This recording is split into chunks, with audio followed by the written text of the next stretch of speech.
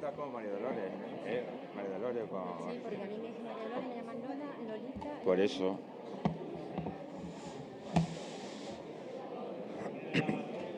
Buenos días. Vamos tomando asiento en esta segunda jornada del primer Congreso Andaluz de Parkinson.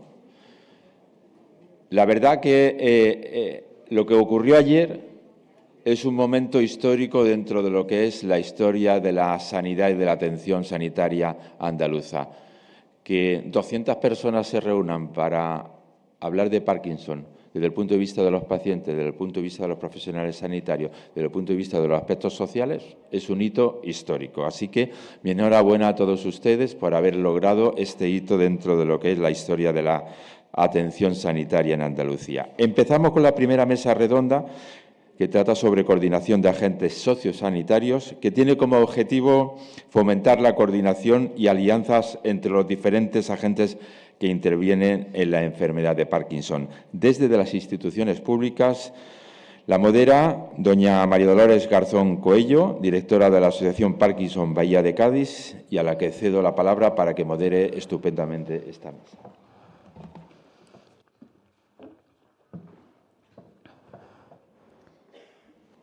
Buenos días a todos y bueno, pues que comentaros que hoy mi papel es el de moderadora de esta mesa de agentes sociosanitarios públicos y que deciros, ¿no?, que como, bueno, pues como profesional comprometida en la mejora de calidad de vida de las personas con Parkinson, pues la verdad que me siento muy entusiasmada con los compañeros que nos acompañan en esta mesa y sobre todo de poder dar y brindar la oportunidad de crear un espacio de diálogo y de colaboración entre todos nosotros, ¿no?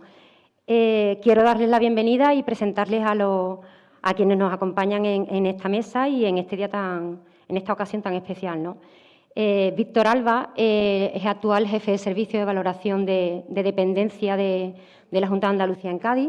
Es psicólogo de profesión, con una carrera profesional principalmente en la Administración Pública, experiencia inicial en el Ayuntamiento de San Fernando, trabajando en prevención de drogas, realizando publicaciones sobre el análisis de factores en el inicio del consumo de sustancias tóxicas, es coautor del Manual de Prevención Comunitaria de las Drogas y Adicciones de Andalucía en 2006, publicado por la Consejería de Asuntos Sociales de la Junta de Andalucía, ingresó en el Cuerpo Superior Facultativo de la Administración Autonómica, experiencia como asesor técnico durante el despliegue de la Ley de Dependencia, miembro del equipo de valoración de la discapacidad en el EVO en Cádiz, con cerca de 10 años dedicado a la protección de la infancia, participación como docente en acciones formativas y ponencias en jornadas y en encuentros.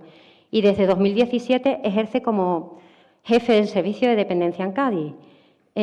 Víctor, gracias por tu dedicación y por tu liderazgo en todo lo que a nosotros nos compete, que es lo que es el tema de la Ley de Dependencia. María José Gutiérrez es funcionaria de carrera del Cuerpo Superior Facultativo de la Junta de Andalucía desde 1998, es titulada en Psicología, ha ocupado varios cargos dentro de la Administración Autonómica en el área de políticas sociales. Entre sus roles ha dirigido el Centro de Valoración y Orientación de Personas con Discapacidad en Sevilla. Actualmente ejerce como jefa de servicio de valoración de personas con discapacidad en la Consejería de Inclusión, Juventud, Familia e Igualdad. La verdad es que desarrolláis un gran trabajo en todo lo que respecta a la inclusión y al bienestar de la discapacidad, ¿no? El doctor Raúl Espinosa, él es actualmente el neurólogo del Hospital Universitario de Jerez y es el vicepresidente actualmente de la SAN, Sociedad Andaluza de Neurología. Es licenciado en Medicina por la Universidad de Cádiz en 2000, especialidad vía MIR en el Hospital Universitario Puerta del Mar de Cádiz, comenzando en el 2002 y finalizando en el 2006. Actividad asistencial enfocada en el tratamiento de pacientes con trastorno del movimiento, incluyendo el uso de toxina botulínica y tratamientos avanzados para la enfermedad de Parkinson. Es miembro de la Unidad de Cirugía Funcional de Trastornos del Movimiento del Hospital Universitario Puerta del Mar de Cádiz, participación en estudios multicéntricos sobre trastornos del movimiento, con múltiples publicaciones a nivel nacional e internacional. Miembro del Grupo de Psicofisiología y Neuroimagen del Instituto de Investigación de Biomédica de Cádiz, el INIBICA, así como de grupos de investigación de la Universidad de Cádiz, como el Grupo de Lingüística Clínica y el Instituto de Lingüística Aplicada, de la UCA. Colaboraciones frecuentes con asociaciones de pacientes, incluyendo asociaciones de familiares y pacientes con enfermedad de Parkinson, esclerosis múltiple y disfonía espasmódica, formando parte del comité asesor. Jefe de la sesión de neurología del Hospital Universitario Puerta del Mar de septiembre de 2019 a mayo del 2021. Ingresó como personal estatutario del Servicio Andaluz de Salud en el Hospital Universitario de Jerez en mayo del 2021. Reciente incorporación a la Junta Directiva de la Sociedad Andaluza de Neurología como vicepresidente. Bueno, pues, ¿qué vamos a decir del doctor Raúl? ¿No? Que gracias por mejorar la calidad de vida de tantísimas personas y familias de la provincia de Cádiz. Y, bueno, por tu profesionalidad, pero también por tu cercanía y tu humanidad. Gracias de verdad. María Soledad Jiménez, responsable del Servicio de Atención Sociosanitaria, Dirección General de Atención Sociosanitaria, Salud Mental y Adicciones de la Consejería de Salud. Ella es diplomada en Trabajo Social y licenciada en Pedagogía, funcionaria del Cuerpo de Asistentes Sociales del Consejo Superior de Protección de Menores, Ministerio de Justicia y del Cuerpo Superior de Administradores Generales de la Junta de Andalucía. Experiencia laboral de 40 años en servicios sociales, principalmente en servicios sociales comunitarios y en atención a personas con discapacidad. Desde el 2021 trabaja en la Consejería de Salud y Consumo. Actualmente ejerce como jefa de servicio de atención sociosanitaria. Ha participado en la elaboración de la Estrategia Andaluza para la Coordinación Sociosanitaria. María José, gracias por tu compromiso, sobre todo en la atención integral del paciente. La doctora María Gloria López Campo es vocal de atención primaria en el RICON, es licenciada en Medicina y Cirugía por la Universidad de Sevilla en 1997, doctora en Medicina por la Universidad de Sevilla con calificación cum laude en 2011, especialista en Medicina Familiar y Comunitaria, formada en la Unidad Docente de Huelva en 2002, posee un máster de Medicina Tradicional China, Acupuntura y Mosibustión.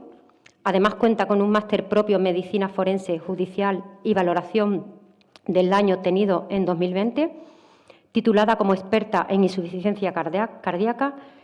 Actualmente desempeña el cargo de vocal de atención primaria en RICON, experiencia laboral con médico de familia, incluyendo atención primaria, urgencia y pediatría, desde octubre del 2004 hasta la actualidad. Y, bueno, una participación activa en numerosos cursos y congresos en el campo médico. Bueno, pues su labor en el día a día en cuanto a lo que es la prevención, el diagnóstico y el tratamiento, la verdad que es fundamental para garantizar lo que hablábamos antes, ¿no? El acceso equitativo a una atención médica de calidad.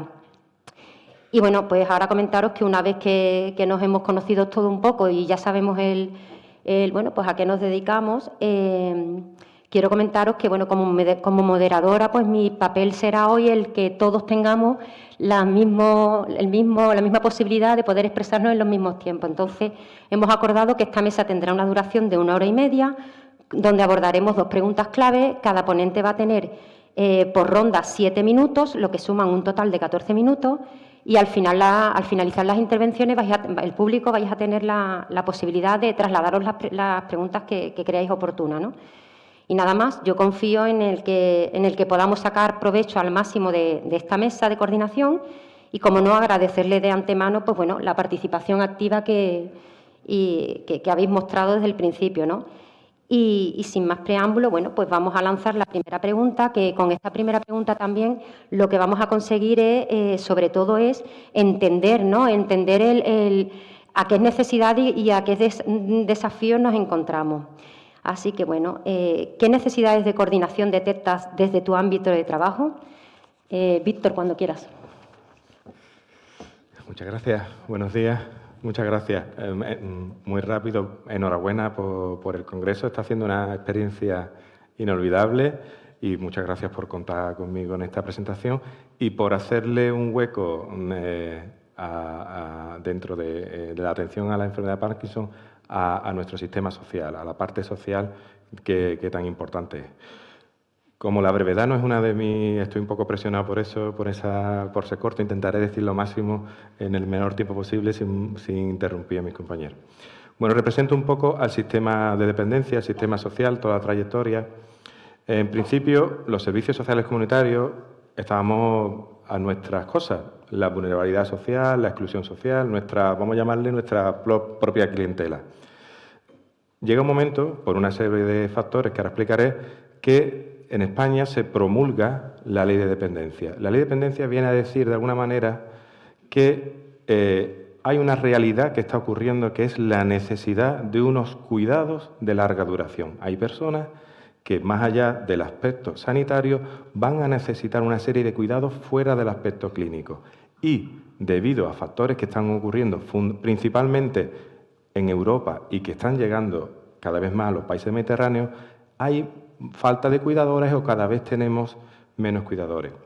¿Qué ocurre? Que a la promulgación en España, que además la ley de dependencia fue la ley con mayor consenso, fue votada por todo el Parlamento, menos 14 diputados, por una competencia territorial, es la ley que da respuesta a ese problema de los cuidados de larga duración. Y viene a decir simplemente, no voy a explicar, que el Estado, las administraciones, el sistema público va a hacerse cargo un poco, parcialmente, va a apoyar de esos cuidados, porque realmente en España sigue existiendo, y anuncia más, una tradición fuerte de cuidados en el entorno familiar. La familia son los principales cuidadores, pero en ese momento, a partir de la ley de dependencia, dice, no, además, el Estado o las administraciones nos vamos a hacer cargo, en algunos casos puntualmente y en otros casi completamente, de las necesidades de cuidado. ¿Qué ocurre con esto? Está por allí, ¿no? Me doy un paseo. ¿Qué ocurre con esto? Pues a partir de ahí empezamos a tener... ahí está, no. Acabo de desvelar todos los secretos que tenía guardado. Bueno, a partir de ahí empezamos a tener un contacto con... Si soy capaz de darle... Tampoco, se salta la siguiente, esa. Bueno, empezamos a tener un contacto con el sistema sanitario que teníamos esporádicamente y empezamos a tener unas zonas de contactos con salud. Es decir, nosotros que teníamos nuestros propios sistemas de cuidado, teníamos centros de día mucho más pequeños de lo que tenemos ahora, teníamos ya ayuda a domicilio, pequeñita, teníamos centros residenciales, no en el volumen que hay hoy, teníamos ya nuestros recursos más o menos atendiendo a nuestras cosas, pero de repente empezamos a asumir unos cuidados de una serie de personas porque se convierten en un derecho universal, es decir, puede hacer de todas las personas y esas personas vamos a hacernos cargo. Entonces, aparecen 4 zonas. La segunda. Esa. Empezamos, vamos a llamarle, con salud, fundamentalmente vamos a llamarle zonas de contacto. Empezamos a tener 4 áreas de contacto fundamentales, en donde tenemos que compartir, que es el objeto de nuestra coordinación. El primero de ellos, la ley establece que vamos a tener un medio de comunicación, un medio de coordinación básico, que va a ser llamado el informe de condiciones de salud. El informe de condiciones de salud es el elemento central de la coordinación en el sistema de dependencia. Es decir, como asumimos que tenemos que cuidar a unas personas que tienen necesidades porque tienen un estado de salud determinado, en este caso personas afectadas de Parkinson, pues necesitamos esa comunicación, esa información del sistema sanitario. El informe de condiciones de salud ha pasado por diferentes etapas, desde una prescripción entusiasta a primeros tiempos, hasta horas bajas, cambios de profesionales, la información no era del todo a veces definitiva o no era necesario, teníamos que pedir informes complementarios, los médicos de atención primaria no tienen acceso algunas veces a aspectos de salud mental, por ejemplo, no se puede acceder, ha sido parcial. Muchos entendíamos en esta trayectoria que al final se ha convertido en una burocracia, en un papel más, se ha ido perdiendo ese sentido de instrumento de coordinación entre lo sanitario y lo social. Es clave el informe, pero se ha ido perdiendo con el devenir como otro papel más, y ahí se ha quedado. Segunda parte, tenemos una zona de contacto muy clara que es la coordinación de lo que le llamamos nosotros nuestro programa individual de atención y el programa individual de tratamiento con salud mental. Tenemos muchas personas de cuidado por problemas de salud mental y entonces teníamos que coordinar lo que ellos estaban intentando hacer con lo que hacemos nosotros. Y teníamos también una zona de contacto. Por supuesto, una zona de contacto principal, la atención de las personas que se encuentran en atenciones residenciales, en centros. que toma su dimensión cuando realmente salud, creo yo, y nosotros toma la importancia clave, es posteriormente a la pandemia. Evidentemente, crece mucho con la ley de dependencia el sistema de red de plazas. En la provincia de Cádiz, por ejemplo, tenemos 2.900 plazas de mayores, 1.000 plazas, 1.000 y pico de plazas de discapacidad, pues, y otras plazas de centro de día, pues tenemos aproximadamente unas más de 6.000 personas atendidas en centro. Es un volumen importante que necesita de esa atención, ese cuidado en la parte sanitaria, porque en verdad antes para nosotros eran residencias, eran elementos sustitutivos del hogar y a raíz de la pandemia nos ponen el título de centro sociosanitario, pero no es así. Nuestras residencias no tienen por qué tener enfermeros 24 horas, la mayoría no los tiene por la mañana médicos 2 o 3. Realmente lo de centro sociosanitario es un título que ha surgido después, pero realmente no lo es. Ha surgido a raíz de la pandemia. Para nosotros siempre ha sido un sustituto del hogar para aquellas personas que no podían ser atendidas en su casa y tenemos que buscar un hogar.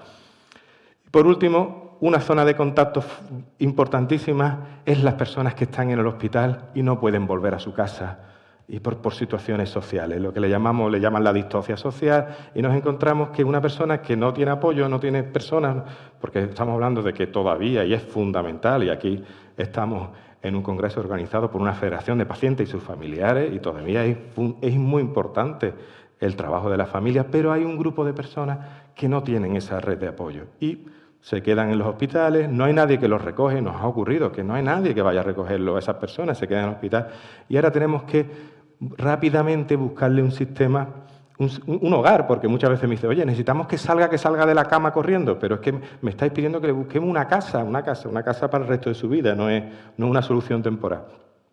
Entonces, esto, en el devenir de estos últimos 10 años, han sido nuestras principales zonas de contacto con el sistema sanitario. Los principales, yo les llamo más que zonas de contacto, han sido zonas de fricción.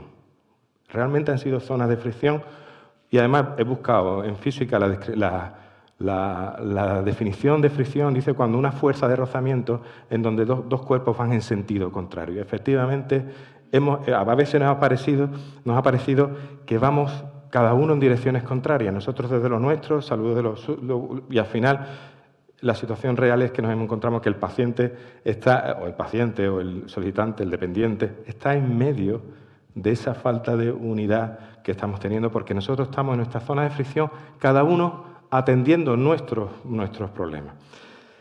Es realmente, a raíz de estos 10 años, en la próxima iremos viendo que se han empezado a dar respuesta con algunos mecanismos que voy a exponer en la siguiente parte que me toca, y así soy breve, los siguientes mecanismos que se han ido desarrollando a partir de estas zonas de fricción que estamos desarrollando ahora. La verdad es que la ciudadanía nos pide cada vez más personas necesitan apoyo, más cuidadores necesitan apoyo, más dependientes necesitan apoyo, y el sistema tiene que hacer esto sostenible y hacerlo muy fluido en la transición, que yo utilizo la palabra muchas veces del término, la transición desde el curar al cuidar. Ahí hay en medio una esto que tenemos que hacerlo lo más fluido posible, porque si no lo que abocamos es a tener a nuestras personas, a las personas a las que atendemos, pues dando vueltas en un itinerario, en burocracia, entre una cosa y otra. Y bueno, por ser breve, yo creo que seguiremos hablando en la siguiente. Muy bien, gracias.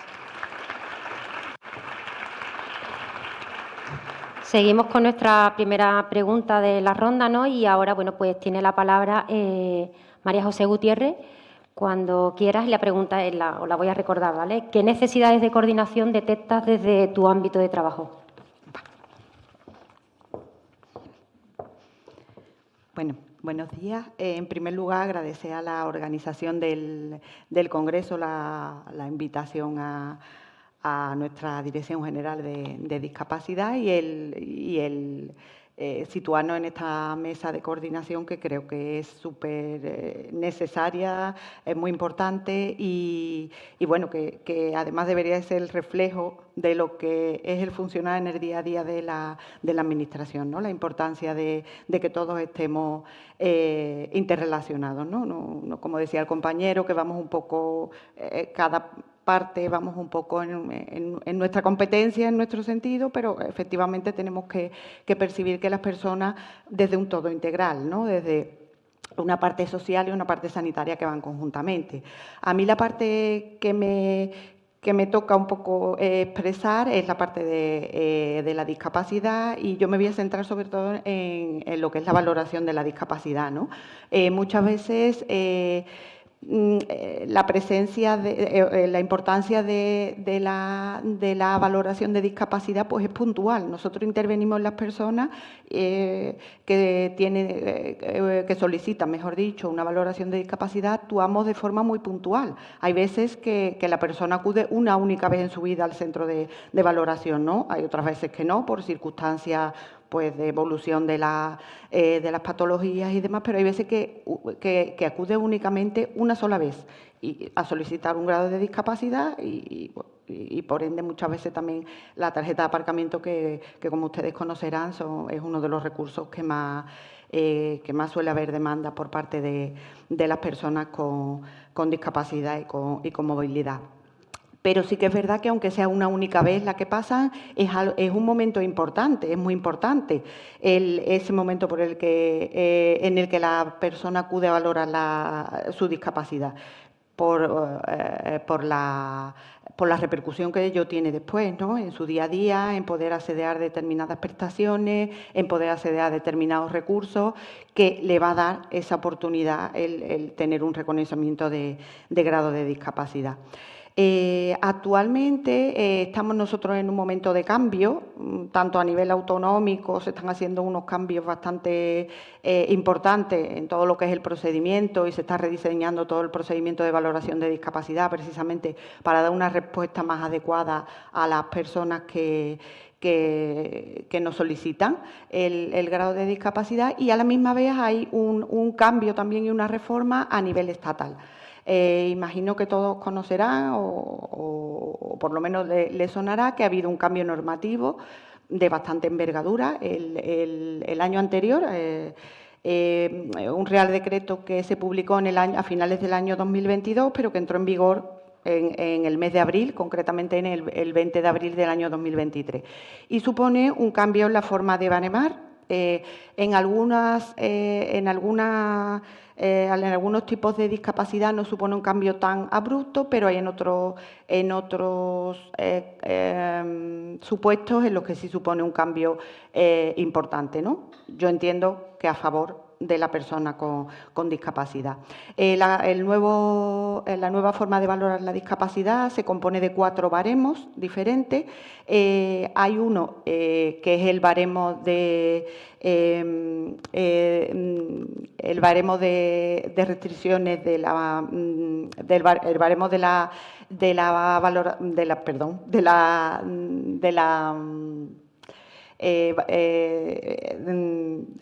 de la discapacidad, no quería decir esa palabra, pero de la discapacidad como la entendíamos antes, lo que era el baremo actual global que se presentaba antes, que digamos que es un poco en referencia a la patología que sufre la persona, ¿no? Es muy similar al que había anteriormente, es un poquito más complejo, y en concreto en las personas con la enfermedad de Parkinson sí que amplía mucho la valoración que se hacía anteriormente, ¿no? Anteriormente se hacía una valoración mucho más escueta, y ahora contempla muchas más cuestiones, sobre todo lo que es relacionado con los movimientos involuntarios y demás, que nos permiten obtener una información mucho más completa a la hora de hacer esa valoración.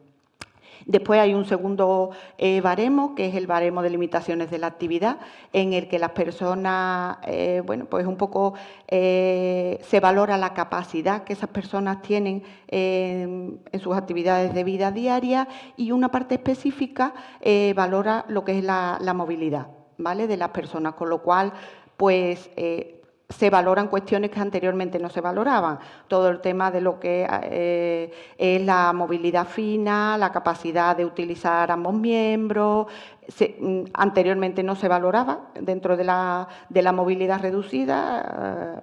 Por si alguno no conoce, la valoración de la movilidad reducida anteriormente era simplemente uso de bastones, una serie de puntos que tenían que ver con la estabilidad una vez que estaba la persona en bipedestación, que estuviera en silla de ruedas, que llevara bastones y una parte que era a nivel psicológico. Esto es una valoración mucho más integral y bueno, yo creo que va a dar una información mucho más exacta de la situación de salud de esa persona. Para ello, respondiendo a la pregunta que nos formulaba la moderadora, pues es muy importante, todos sabemos que hay una demanda bastante importante en los centros de valoración y, bueno, cuando una persona lleva mucho tiempo además esperando, bueno, pues cuando uno lo atiende y ahora hay que pedir una documentación complementaria, una información complementaria, como que demoramos mucho más ese proceso cuando esa persona está esperando, pues bueno, como agua de mayo ese reconocimiento porque está esperando para poder acceder a determinadas prestaciones que son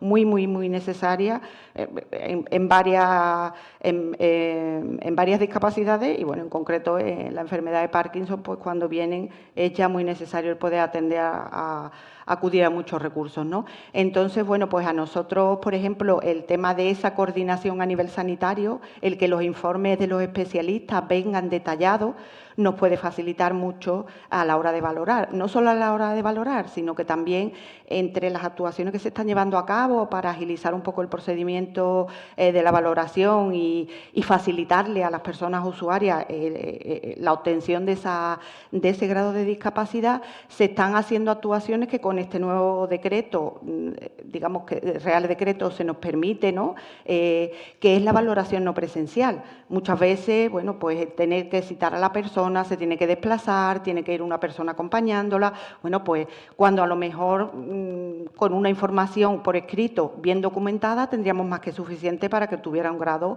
de discapacidad y todo lo demás, su baremo de movilidad y demás. Entonces, bueno, pues ahí sería muy importante que tuviéramos esa coordinación con los servicios especializados y que esa información que tenemos en Andalucía la suerte de que hace muchos años que ya tenemos esa posibilidad de consulta, no existe así en todas las comunidades autónomas. Nosotros podemos acceder, previa autorización de la persona solicitante, podemos acceder a la documentación de salud del sistema público, con lo cual, bueno, pues la persona no tiene ni que preocuparse de pensar qué informes son los importantes, qué es lo que tengo que aportar, qué no, sino que nosotros con una autorización de esa persona, que normalmente se formula en la solicitud, pues podemos acceder a esa documentación. Si los profesionales del área sanitaria que están tratando a esa persona saben que esa información puede ser muy útil para nosotros, pues al ello poner simplemente varias cuestiones sobre actividades de vida diaria de esta persona, nos evita a nosotros, pues por ejemplo, a lo mejor formular una citación, con lo que ello supone para estas personas que pueden venir en determinadas provincias que hay distancias grandes, pues imaginar una persona que viene de un municipio muy lejano, ¿no?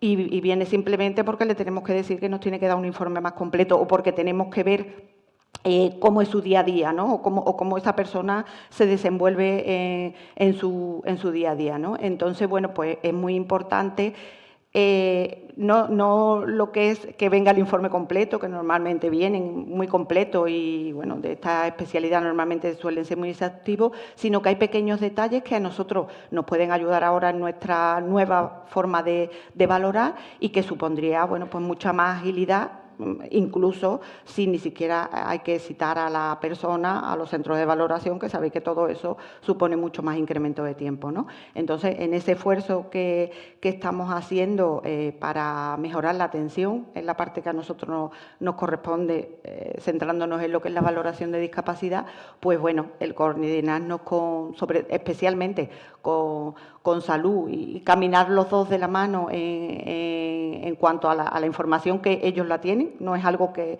se le pida un trabajo añadido, ni un informe añadido, ni nada, sino que simplemente plasmando una información de una forma mucho más explícita, pues para la valoración de las personas que acuden a valorar la discapacidad y en concreto a las personas de Parkinson, pues les podíamos agilizar mucho más ese tiempo que tienen de espera, ¿no? Sí, María José. Vale. Nada. Hablando Pues de nada, tiempo, seguimos, el tiempo es... vale, seguimos para la pregunta siguiente. Muchas gracias. María José, muchas gracias por tu intervención. A continuación tiene la palabra el doctor Raúl Espinosa, cuando quieras, y si, bueno, vamos a recordar la pregunta, ¿vale? Venga. La pregunta clave de la primera ronda, que como bien sabéis es la de ¿qué necesidades de coordinación detectas desde tu ámbito de trabajo?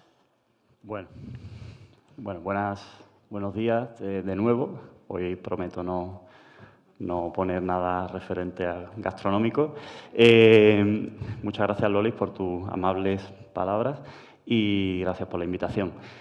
Bueno, yo dentro de esta mesa creo que creo por mi formación o por la formación que tenemos como neurólogo, pues quizá un poco el que estamos un poco más como desubicados, ¿no? Porque realmente los médicos, ¿no? Y aquí tengo otra compañera, los médicos recibimos muy poca formación, ¿no? En cuanto a temas de discapacidad, en cuanto a temas de dependencia, por supuesto, que además es un tema más nuevo, como ha comentado Víctor. Y entonces, bueno, pues a veces en este tipo de ámbitos pues nos sentimos un poco pues desorientados, ¿no? Quizás los compañeros de atención primaria, pues como están ahí al pie del cañón y son el primer contacto con el sistema sanitario, pues sí que están más al día en este tipo de cuestiones, y la medicina especializada, nosotros pues a veces desde mal pensado, ¿no? Y aquí me tiro un poco pues desde nuestra atalaya, ¿no? Pues como que vemos la sanidad pues desde un punto más, ¿no? Yo soy el especialista y yo vengo aquí a poner orden. Entonces, bueno, es verdad que esto afortunadamente, y creo que desde la sociedad andaluza estamos intentando ya y estamos empezando ya con los últimos años, estamos empezando ya a romper este tipo de barreras y de mitos. Creo que tenemos que bajarnos un poco también al paciente, bajarnos un poco a estas cuestiones, porque al fin y al cabo es lo que vemos día a día, ¿no? Es decir, conforme vas viendo y vas atendiendo a personas, por ejemplo, con Parkinson o casi todas las enfermedades neurológicas, si fueran enfermedades con cura, no estaríamos aquí y no estaríamos hablando de nada de esto, ¿no? Al final son enfermedades crónicas que hoy por hoy, como hablábamos ayer, no tienen un tratamiento curativo y, por tanto, necesitamos no solamente ver los aspectos médicos, clínicos, biológicos y todos esos avances que son muy interesantes, sino que luego tenemos una parte muy importante de asistencia social puramente. Y yo, como digo, muchas veces en la consulta no solamente atendemos la cuestión clínica y elaborar bonitos informes clínicos, ¿no? De los que Charcot and Company estarían súper orgullosos, pero que al final tú tienes que poner cómo es la situación funcional de esa persona, tienes que saber qué tipo de escalas, qué tipo de valoraciones son útiles para que luego, porque al final es verdad que el diagnóstico sí lo emite el neurólogo es el que dice efectivamente esta persona tiene enfermedad de Parkinson, o todas las características que tiene o todas las pruebas apuntan a que efectivamente es una enfermedad de Parkinson. Pero a partir de ahí, aparte del tratamiento y aparte de todo lo complejo que hemos hablado, tienes la función también de establecer pues, una discapacidad funcional o de establecer cómo se desenvuelve esa persona, y luego otras cosas muy importantes, ¿no? Como todos los aspectos psicológicos, todos los aspectos psiquiátricos, el deterioro cognitivo. Es decir, hay un montón de problemas que van mucho más allá de lo que son las fluctuaciones motoras, de las fluctuaciones no motoras y de si ese paciente va a ser o no candidato a una cirugía funcional, ¿no? Entonces, y muchas veces esas cuestiones son tanto o más importantes o más... porque muchas veces el paciente viene a la consulta y lo que te viene refiriendo es una problemática de cuidados, una problemática sociofamiliar. Entonces, bueno, reconocer los recursos que existen, conocer las instituciones, ponerle cara a todos los compañeros que manejan este tipo de cuestiones, pues nos hace más ver que el sistema, está funcionando. Lento, a veces mal, a veces dificultoso, a veces se siente uno, ¿no? Como aquel personaje de Kafkiano, ¿no? Del proceso, que se va buscando ahí escaleras y puertas y no sabe, nunca llega al sitio, ¿no?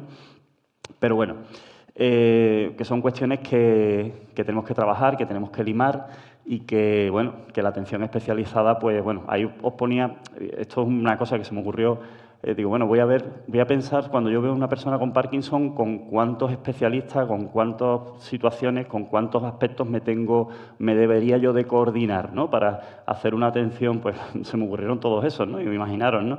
Cómo coordinar todo eso, ¿no? Es complicado, ¿no? Pero bueno, yo creo que paso a paso, ¿no? Establecer las fórmulas, las vías, ¿no? De decir, oye, pues, ¿cómo puedo yo ayudar en este sentido, ¿no? Y en este sentido yo creo que, bueno, pues haciendo una valoración, no dando la espalda a este tipo de cuestiones y bueno, siendo consciente de que al final es un proceso crónico y un proceso que va, en cierta mayor o menor medida, va a generar cierta discapacidad que vamos a intentar paliar con los tratamientos, pero que a la larga eso va a estar ahí y esa necesidad de cuidados y esa necesidad de atenciones y necesitamos también esclarecer un poquito este tipo de cuestiones y sobre todo también estar disponibles, ¿no? Estar disponibles para resolverlos, ¿no? Y no cuando una persona nos viene a la consulta y nos pide un informe o nos pide un papel, ¿no? Muchas veces, pues, uno dice, es que no tengo tiempo, es que no... Realmente, muchas veces, si uno lo piensa fríamente, no se necesitan grandes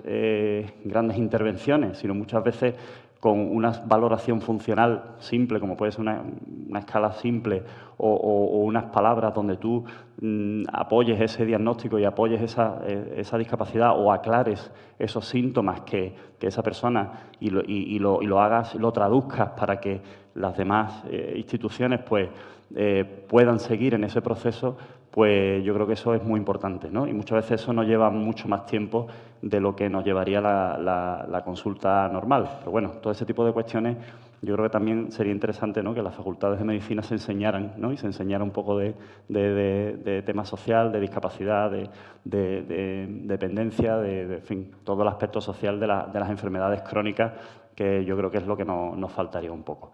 Y yo con esto no tengo más que decir, Loli, creo que me ha gustado el tiempo. Y seguimos para la siguiente un poquito más. Te queda 45 minutos para la segunda pregunta. 45 minutos, o sea, te has gestionado muy bien el tiempo, Raúl. Pues muchas estupendo. Gracias. Un aplauso.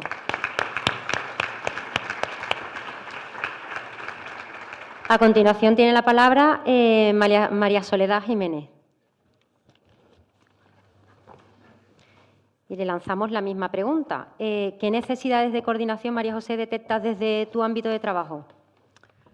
Bien, pues es muy amplia la población que simultáneamente necesita tanto atención sanitaria como apoyo por los servicios sociales. Por ejemplo, todavía no está la diapositiva, pero bueno, la recuerdo. Si hablamos de personas con enfermedad de Parkinson,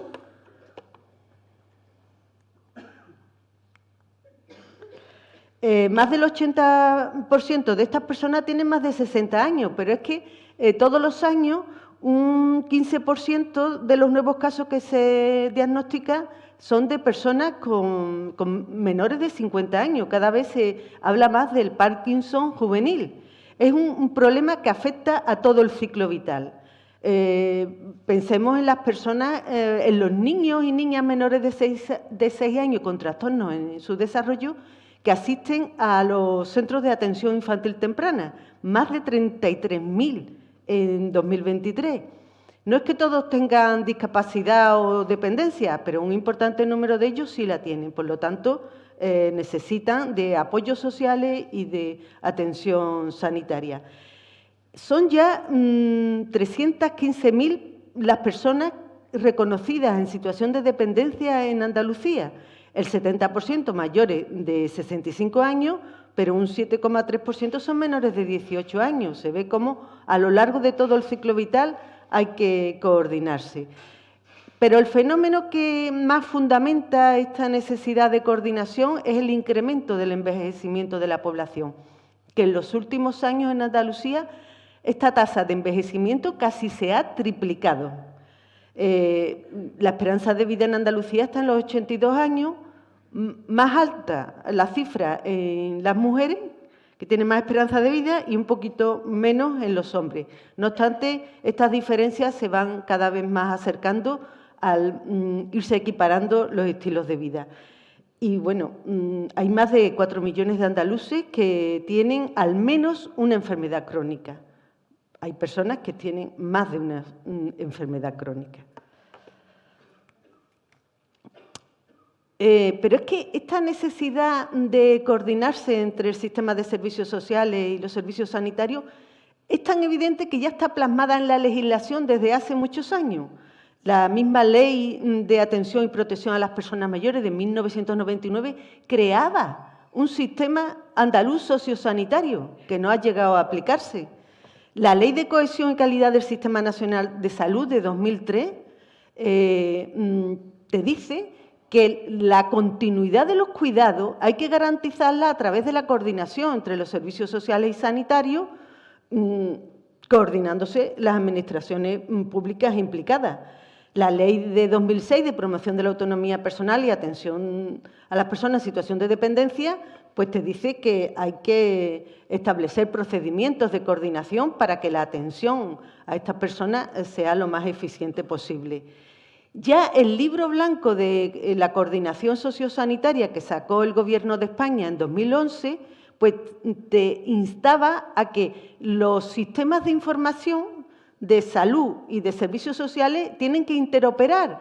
El profesional sanitario tiene que acceder a la historia social de sus pacientes y el profesional de los servicios sociales debe de poder acceder cuando lo requiere a la información sanitaria de las personas para optimizar los tiempos y los recursos públicos. Y la propia Ley de Servicios Sociales de Andalucía, que es de 2016, tiene muy claro que hay personas que necesitan atención de los servicios sociales y también atención sanitaria. Por no hablar de otras leyes, como por ejemplo la Ley de Prevención y Atención a las Personas con Adicciones de 1997, que también refleja esta necesidad de coordinación. Algunas áreas de intervención en las que se plasman estas necesidades de coordinación. Bueno, pues como ya se ha visto por los anteriores ponentes, en el reconocimiento de la situación de discapacidad y dependencia, que es algo que se hace desde el sistema de servicios sociales, pero en cuyos procedimientos la información sanitaria de las personas tiene un peso importante. También en el apoyo al movimiento asociativo que representa a personas con patología o trastornos discapacitantes. Es evidente que las administraciones públicas tenemos que apoyar económicamente al movimiento asociativo. En cada familia donde hay una persona con una enfermedad, con una discapacidad, con una dependencia, los costes son más elevados. Se asocian estas familias o las propias personas que tienen estas discapacidades, enfermedades o dependencias y necesitan ser apoyadas por la Administración porque las asociaciones van más allá de donde llega la Administración. ¿Qué pasa? Que desde Salud, por ejemplo, tenemos una pequeña convocatoria de subvenciones para proyectos de ayuda mutua y atención integral a colectivos vulnerables en salud. También desde la Consejería competente en materia de servicios sociales hay subvenciones para el desarrollo de programas, incluso para el mantenimiento de asociaciones. Y también se concierta, la Consejería de Inclusión Social concierta servicios, centros residenciales, centros de día, que son gestionados por las asociaciones. Tenemos que coordinarnos entre ambas consejerías. El apoyo al movimiento asociativo es tan claro como que la iniciativa social siempre va y siempre irá por delante de la Administración pública. Por otra parte, hay cuestiones en las que también nos tenemos que coordinar. Por ejemplo, desde hace unos años, por el respeto a la dignidad de las personas, se habla de la atención libre de sujeciones, de la prevención del uso de medidas de contención, Eso ocurre, esas medidas de contención se utilizan tanto en el ámbito sanitario como en el ámbito de los servicios sociales, de las residencias, de los centros de día, pues tendremos que estar coordinados y seguir unas mismas pautas. Pero también en la atención a las situaciones de maltrato que se detectan tanto por los servicios sanitarios como por los servicios sociales, pues también tenemos que coordinarnos, o incluso en la atención a personas sin hogar, porque el sinhogarismo es un factor que multiplica los problemas de salud. Si siempre se ha sabido que los servicios sociales y sanitarios se tenían que coordinar, cuando fue muy evidente fue durante la pandemia del COVID. Se puso de manifiesto determinados factores críticos de la asistencia sanitaria que se presta a los centros residenciales, a las personas que viven en residencia. Se puso en evidencia la escasa coordinación que había entre atención primaria y la residencia. Se constataba que la atención solía ser a demanda, no era una atención proactiva, que la atención era muy heterogénea porque, dado que los centros residenciales de personas mayores y de personas con discapacidad en un alto porcentaje han surgido a instancias de la iniciativa social, pues claro, la planificación por parte de las administraciones públicas han tenido poco margen. ¿Eso qué significa? Que la equidad interterritorial no es muy alta. Hay territorios que tienen muchas residencias y otros territorios que no tienen ninguna. Por lo tanto, en los servicios sanitarios, pues la implicación en la atención sanitaria a estos centros es heterogénea. Y, por otra parte, pues desde los centros residenciales hay una falta de acceso a la historia digital de salud. Eso ocasiona también un infrarregistro. Eso ocasionó que en 2020 ya se empezara a diseñar un modelo organizativo distinto de la atención sanitaria a las personas que viven en residencia, que es su hogar. Y se publicaron una serie de medidas en el Boletín Oficial de la Junta de Andalucía y, bueno, todavía estamos ahí. ¿Dónde se hace muy evidente esta necesidad de coordinación? Como ya también lo ha expuesto Víctor.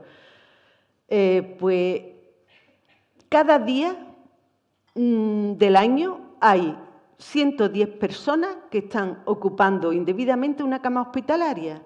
Como lo más importante es la salud y el bienestar de la persona, pues solo por esa salud y ese bienestar de la persona, cuando se le da la alta clínica, debe salir de la residencia. Debe salir del hospital, pero es que hay muchas personas, esas 110 personas cada día, que o carecen de apoyo familiar, o es insuficiente el apoyo familiar, o carecen de una plaza en una residencia. Pero, además, es que hay que tener en cuenta que los recursos públicos siempre son escasos. Por lo tanto, tenemos que optimizar estos recursos públicos. Si pensamos en el coste de una cama hospitalaria, que es de unos 770 euros al día, y la comparamos con el coste de una plaza en residencia para personas mayores en situación de dependencia, que no llega a los 60 euros, pues si todo el dinero sale del mismo cajón, optimicemos los recursos públicos, además de procurar el bienestar y la salud de las personas. Así que esto... Bueno, y por último, para que veáis cómo en la legislación y en el desarrollo reglamentario se recoge, se conoce cuál es esta necesidad de coordinación, que el pasado mes de marzo se publicó un decreto por el que se crea y regula el funcionamiento de la Comisión Interdepartamental para las Políticas Públicas relacionadas con la salud. En esa comisión están todas las consejerías de la Junta de Andalucía. Y es que en la salud de las personas no solo incide el sistema sanitario, incide mucho los factores socioeconómicos. En educación es un espacio, los centros educativos son un espacio importantísimo para fomentar los hábitos saludables de vida.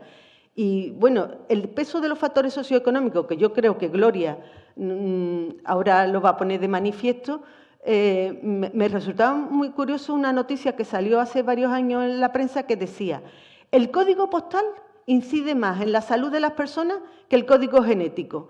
Si comparamos, por ejemplo, en Sevilla, La Guaira y el Polígono Sur, pues hay como 8 años de diferencia en esperanza de vida entre los habitantes de un barrio y de otro. Es por ello que la salud tiene que estar en todas las políticas, de servicios sociales, de vivienda, de empleo. Entre todo, hay que incidir para mejorar la salud de la ciudadanía. De ahí esta necesidad de coordinación.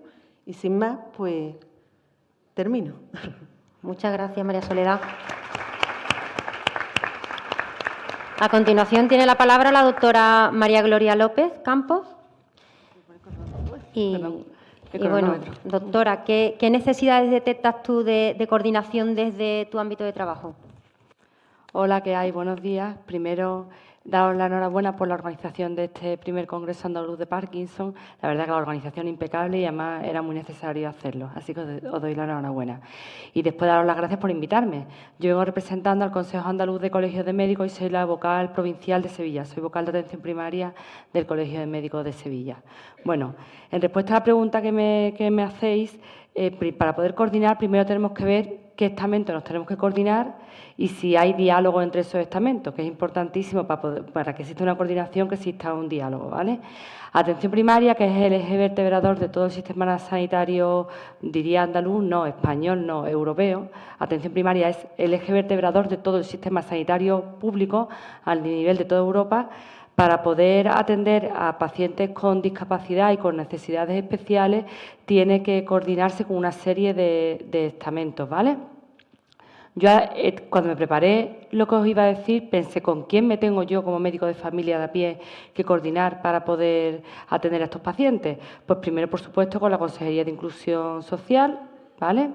Después con las asociaciones de pacientes, también tenemos que coordinarnos, con el ayuntamiento, con las diputaciones y quizás, lo he dicho el último, porque sería lo primero, con el hospital, ¿vale?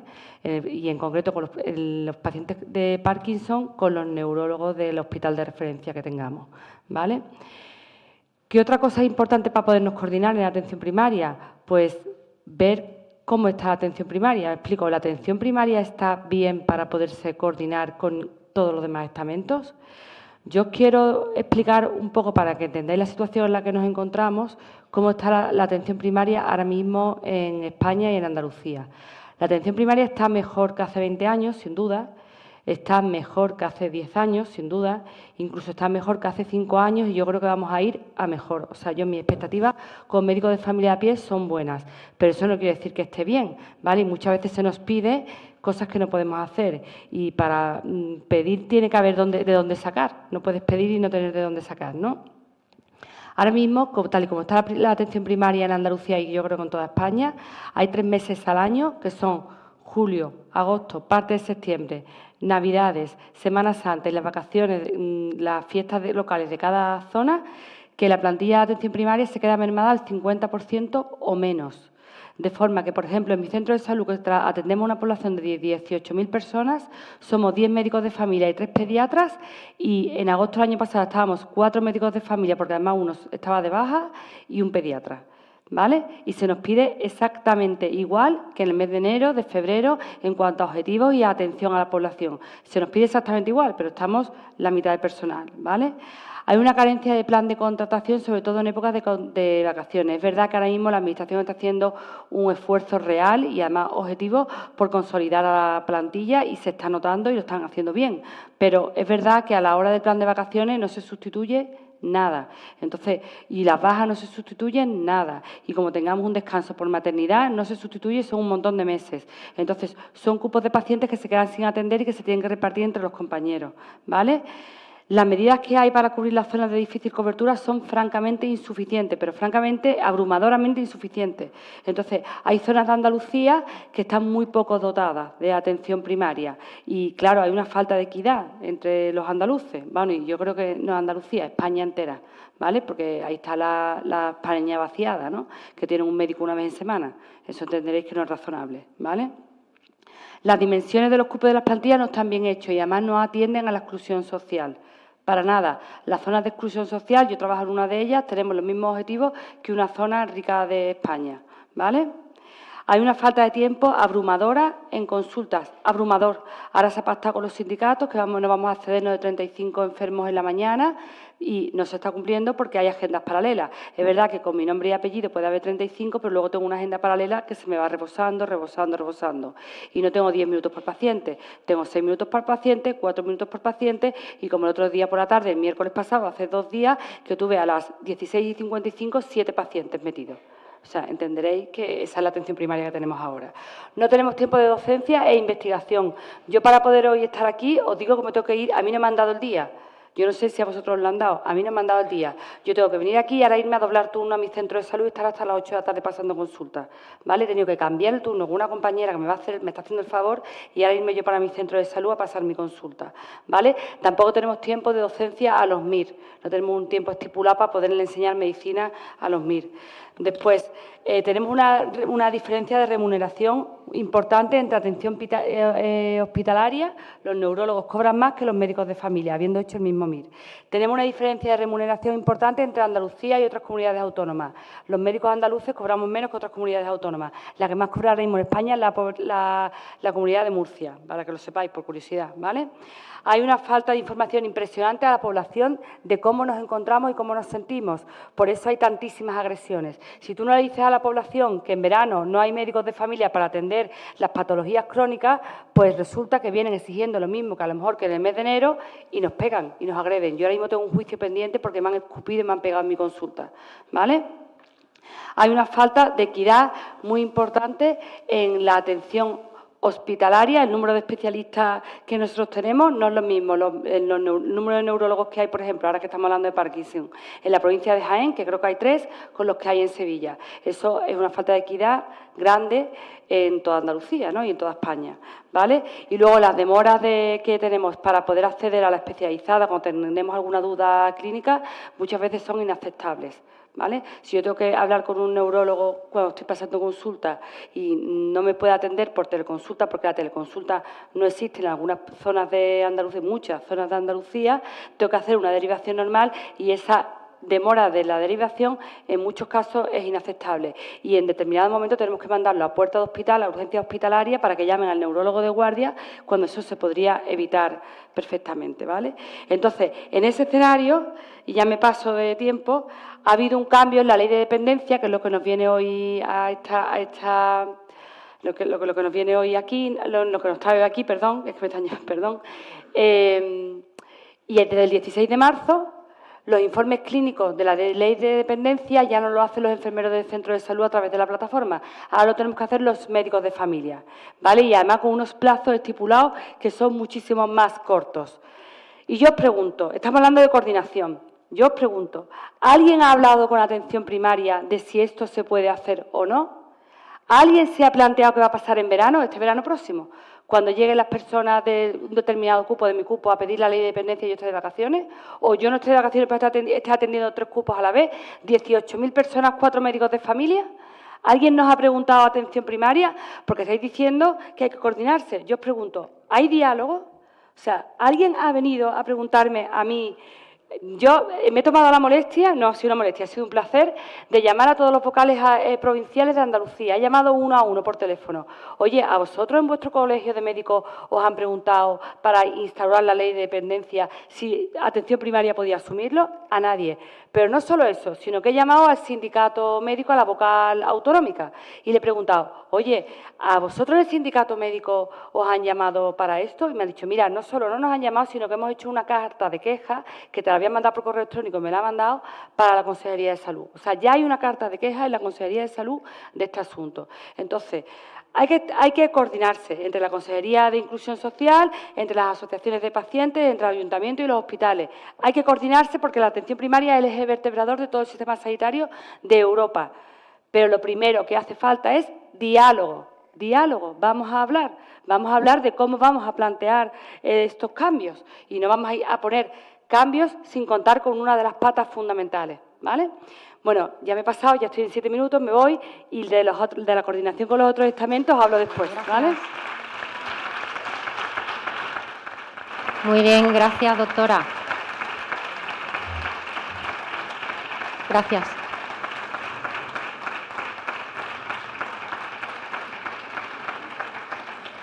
Bueno, ahora ya hemos tenido todos la oportunidad de explorar un poquito, ¿no? Bueno, pues cuáles son las necesidades dependiendo de cada ámbito de trabajo.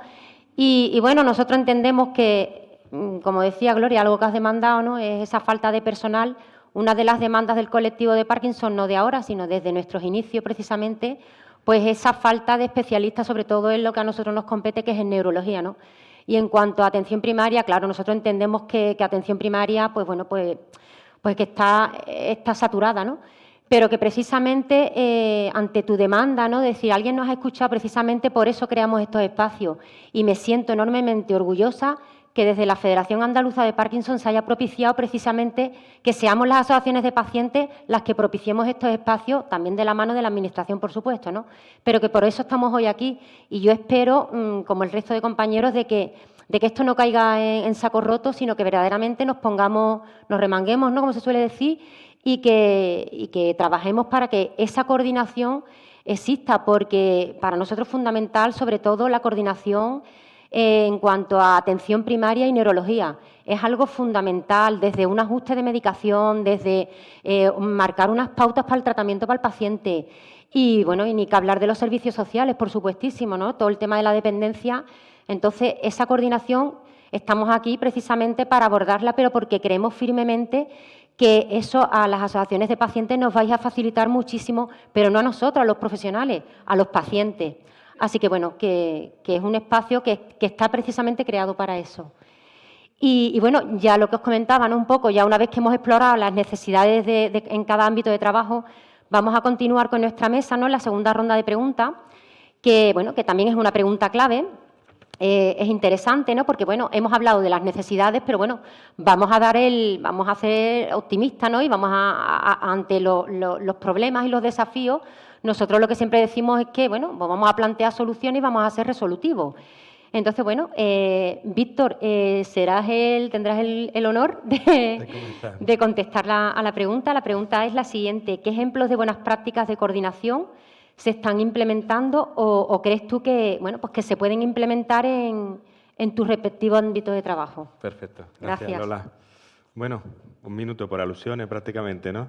Bueno, vemos como, por ejemplo, el informe de condiciones, estas zonas de contacto que yo siguen siendo zonas de fricción porque no están elaboradas, no están trabajadas. Y me sumo a todas las quejas de falta de personal y demás, ¿eh? Tenemos un problema grave, los sistemas sociales, sanitarios, vamos a llamarle un término genérico que es lista de espera. La lista de espera es una cosa agobiante. Mi compañera de discapacidad, pues, que te voy a contar, la dependencia, el tiempo, la espera en el sistema sanitario, es un problema grave que tiene que afrontarse, creo que yo, de muchos factores. Podemos hacer algo aquí pequeño en lo que es la coordinación. Tenemos ¿qué tenemos en la actualidad? Buenas prácticas. En la tercera, por favor, si podéis. Ahora mismo tenemos le llamo el espacio, he intentado poner ahí el espacio sociosanitario. ¿Qué nos estamos encontrando? Yo, como gestor de una provincia, me encuentro con una serie de elementos y los he puesto así, le llamo espacio sociosanitario un poco porque está, como se ve, suelto. Hay muchos elementos, creo que son buenas prácticas, es verdad, son elementos que están sirviéndonos en algunos casos para mejorar la coordinación. Entre ellos, la creación de la Comisión Sociosanitaria, con un Real Decreto del 2022. Se crea una comisión a nivel político donde también pertenecemos a algunos miembros a nivel de salud, de servicios sociales, ya sea de las delegaciones. También hay una comisión autonómica y una provincial. Esperemos que empiece a dar fruto un poquito más adelante. Yo sé que la autonómica ya se ha reunido varias veces, la provincial en Cádiz, por ejemplo, solamente una, pero bueno, tenemos esperanza de que podamos llegar tanto en la Comisión Autonómica puedan tratarse esos asuntos que estamos hablando y trasladar a todas las provincias de Andalucía los acuerdos que se lleguen. Es un buen instrumento, esperemos que, yo creo que es, si Soledad está ahí, ¿no? Creo ahí, bueno, pues ahí hablará ella. Otro elemento importante que estamos teniendo ahora, que también va a hablar Soledad probablemente, es que ante esas urgencias hospitalarias, ese gasto de la cama que a nosotros también nos agobia, a ellos más, ¿no? A mí me llaman gerente de los hospitales, nos agobia todo porque el coste sanitario, pero claro, yo le tengo que buscar una casa, que no me está pidiendo que le busque, me tengo que buscar una casa para el resto de su vida. Es una tarea muy compleja y muchas veces con informes parciales, con documentación no clara. Algunas veces llegan informes adaptados para que salgan más rápido. Vamos a ponerlo más grave para que así pueda salir antes, ¿no? Más o menos sí, hacemos ese tipo de cosas para que puedan salir antes, que nosotros también lo tenemos, pero es una tarea difícil. Bueno, pues se ha creado entre Salud y nosotros un pilotaje sobre programas de cuidados intermedios para aquellas personas que no pueden volver a su domicilio y necesitan una estancia, unos cuidados de media duración al menos, en otro sistema residencial. Ahí, como verá, pues bueno, también es una buena... Yo me alegro, yo espero. La mala suerte es que no nos ha tocado en la provincia de Cádiz. Ahí en 3 provincias no nos ha tocado. Esperemos que en la siguiente podamos estar. Tenemos también... nosotros tenemos en los servicios sociales, en los ayuntamientos, hay muchas comisiones municipales. Yo sé, Raúl, que está en la zona de Jerez, hay muy buen funcionamiento en unos servicios sociales de una ciudad muy grande como Jerez, que están muy bien organizados directamente con la atención temprana, con las trabajadoras sociales, con el departamento de la sociedad. Hay comisiones municipales que también solucionan muchos de los problemas a veces que nos llegan a nosotros.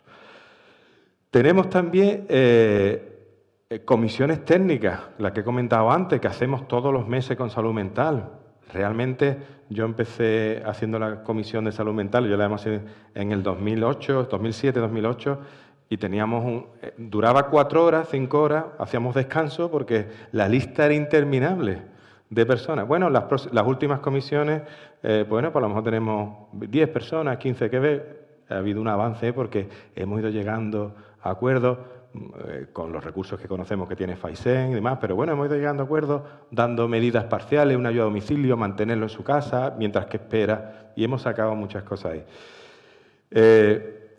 Después tenemos para nosotros una herramienta que tenemos a disposición. La semana que viene tenemos una reunión precisamente con el Hospital de Jerez, que tenemos un protocolo de urgencia social. Es decir, le hemos dado una herramienta para poder decidir qué casos son los que se van a considerar urgentes y cuáles no. Porque urgentes son todos los que les toca a cada una de las personas. Todos los familiares que vienen o hablan tienen su necesidad y lo suyo es urgente, pero tenemos que discriminar cuál de ellos va a ser necesario que pueda entrar de una manera más rápida o preferente. Como hablaba Soledad, el libro blanco de la cuidado proponía 63, es del 2011, proponía 63 medidas para mejorar la coordinación. Todavía no hemos llegado a poner ninguna de esas. Tenemos también, por citar aquí a la Sociedad de Neurología, que son hay, por ejemplo, manuales y guías que nos pusieron ayer. El manual que hoy también Raúl es coordinador, o está en los coordinadores, que va a hacer una guía de atención global a los enfermos de Parkinson, desde todos los ámbitos. Pues son todas herramientas, buenas prácticas. Y por último he puesto en un lado, que no es que sea elemento, y después las entidades. Le llamo entidades prestadoras porque tenemos conciertos con ellas, pero las asociaciones, las entidades, están haciendo esa correa de distribución de esa coordinación que no somos capaces de llegar a algunos sitios, y en muchos de ellos, y no están sirviendo de esa correa. Ayer te veíamos una experiencia de cómo el Parkinson Sevilla estaba enfrente del Hospital Virgen Macarena, bueno, y había prácticas más directo que eso que puede haber, ¿no? Y están sirviendo de correa. Tenemos muchos elementos. La cuestión fundamental es que le veo yo que son elementos descoordinados. Aunque queremos coordinar, pero volvemos a tener elementos sueltos sin darle una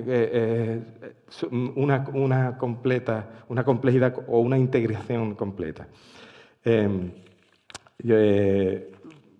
siguiente. Yo propongo, aunque parezca un poquito, me voy a permitir la osadía de promover una idea, porque es que tenemos que, y estos espacios nos tienen que servir para prever o anticipar lo que va a ocurrir.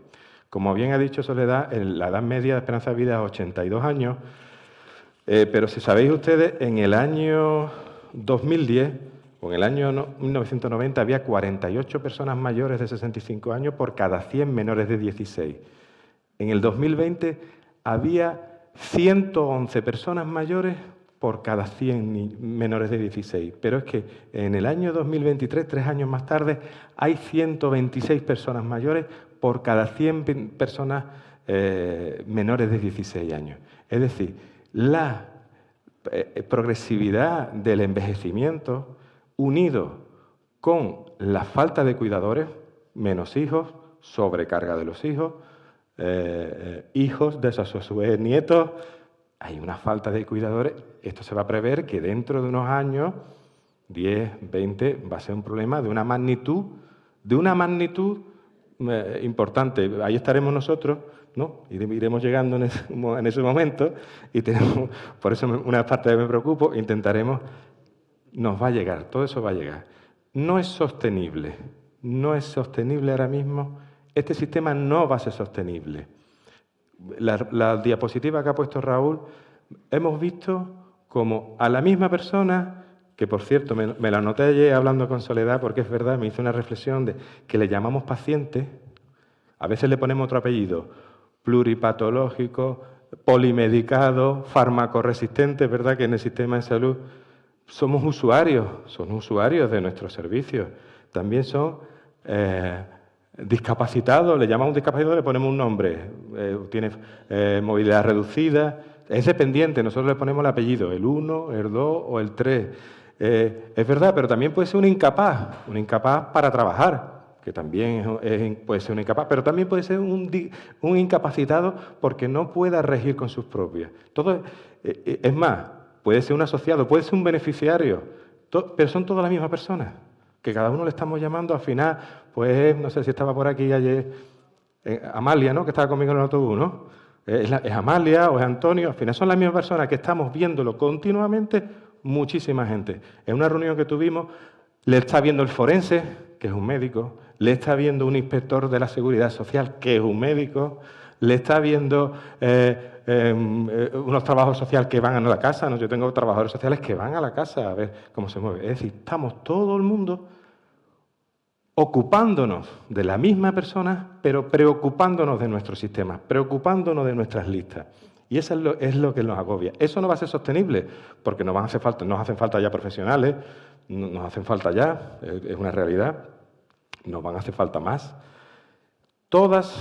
Esto nos va a llevar a la primera diapositiva, que se llamaba de la coordinación a la integración. La coordinación es lo que estamos intentando ahora de manera deslavazada, que vamos a seguir empeñándonos, y gracias a estos eventos y que sean las entidades, pues favorece que esto ocurra y probablemente llegaremos. Pero tendremos que ir a un modelo, seguramente, que le da un aspecto de célula eucariota animal, ¿no? Por esto del tema de las mitocondrias de ayer, por asimilar, le da una forma. El futuro tiene que ir destinado a atender a las personas en sus cuidados de salud y en sus cuidados de apoyo diario en su domicilio, con todos los medios disponibles. Y somos todos nosotros los que tenemos que tener una red por ejemplo, compartir información. Todo el mundo estamos hablando de las mismas personas, pero cada uno hacemos un informe. Hoy me contaba Antonio, que no me ha hecho preguntas, que le han dado una discapacidad del 15 y nosotros le hemos dado una dependencia severa. De loco. Estamos cada uno por un lado. Es decir, nos podemos ir encontrando que les vaya ocurriendo este tipo de cosas. Eso no puede ocurrir. Tenemos que ir en un modelo integrado. Tenemos que ir. Hay experiencias ya, hablábamos otro día, ya me voy cortando. Hay experiencias ya. Finlandia recientemente ha cambiado su sistema sanitario, creando unidades, células integradas de atención social en atención primaria, evidentemente. Esto no se puede hacer con el presupuesto de 0, para el sistema social. El año pasado creo que estábamos en unos 7.000 millones de euros. El sistema de salud, no Soledad, YouTube controla mejor de eso. Y nosotros estamos en torno a los 2.000 millones de euros. Todo eso destinado a las personas. Evidentemente tendrá que destinarse a medida que van aumentando las personas que necesitan atención, el presupuesto va a tener que ir aumentando. Aparte de que nos organicemos mejor, es que va a ser necesario. Nosotros estamos en el sistema social ahora mismo en torno a un 0,6% del Producto Interior Bruto. Se está destinando a los cuidados a personas dependientes, en torno a un 0,6%. Los países que ya tienen ese problema de forma muy complicada, Suecia, Noruega, Finlandia, Dinamarca, Holanda, están destinando el 3% del Producto Interior Bruto al cuidado de sus personas mayores y dependientes. El 3%, porque es una realidad tan grande.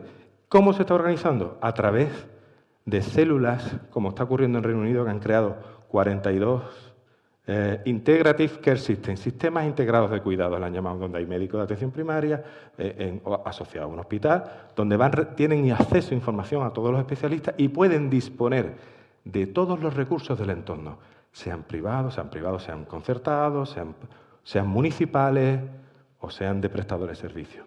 Porque para intentar darle una atención integral, que es hacia donde tenemos que ir, y a su vez amortizar toda esa cantidad de profesionales que estamos en diferentes ámbitos, hablando de la misma persona, con una información cada uno que es muy valiosa para el otro. Yo el otro día le decía a Raúl, si tú pudieras acceder a la información que dan mis valoradores de la dependencia, que van a la casa y están viendo si se ponen los calcetines o el solo, o si corta con el cuchillo, o si se lleva el vaso, les sería muy útil.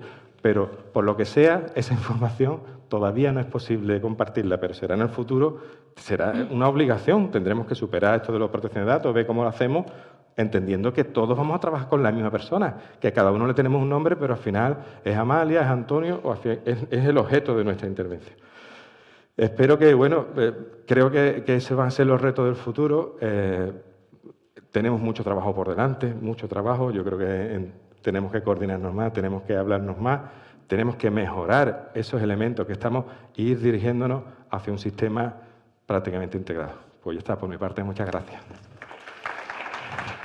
Muchas gracias, Víctor. Qué importante, ¿no?, lo que ha comentado Víctor de... Pues nosotros uno de los desafíos con los que nos encontramos, bueno, son muchos, ¿no?, pero sobre todo la estigmatización, eso hace muchísimo daño a nuestro colectivo, ¿no?, y todo la estigmatización, y todos los falsos mitos que acerca de nuestra enfermedad hay, ¿no?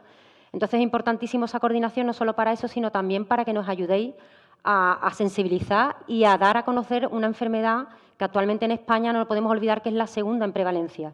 Entonces, es súper importante. Y hablabas también, Víctor, de bueno, pues eso de que estáis llevando a cabo, ¿no? No en Cádiz todavía, pero entiendo que si es positivo, pues se hará extensible al resto de provincias, ¿no? Lo de los cuidados intermedios es algo que las asociaciones ya venimos haciendo. Venimos haciendo las asociaciones y además las asociaciones también que tenemos centro de día. Ahora está muy, bueno, pues ahora hablamos mucho de lo que es la desinstitucionalización de la persona. Lo hacemos en los centros de día, es decir, nosotros atendemos a personas que se encuentran en situación de dependencia, pero nosotros dentro del grado de dependencia procuramos que esa persona tenga el máximo de autonomía posible. Parece incoherente, pero es una realidad. Entonces, bueno, pues nada, simplemente lo quería compartir con vosotros. Gracias, Víctor. A continuación, bueno, pues tiene la palabra María José Gutiérrez. María José, te lanzamos la misma pregunta que al compañero. Bueno, pues ¿qué ejemplo de buenas prácticas, ¿no?, pues de coordinación se están implementando o qué crees tú, ¿no?, que, bueno, pues que se puede implementar en tu ámbito de trabajo? Gracias. Bueno, pues con respecto a la pregunta que nos plantea y continuando un poco con lo que Víctor ya ha estado planteando, yo voy a intentar contextualizarlo un poquito más en lo que es el tema de la discapacidad.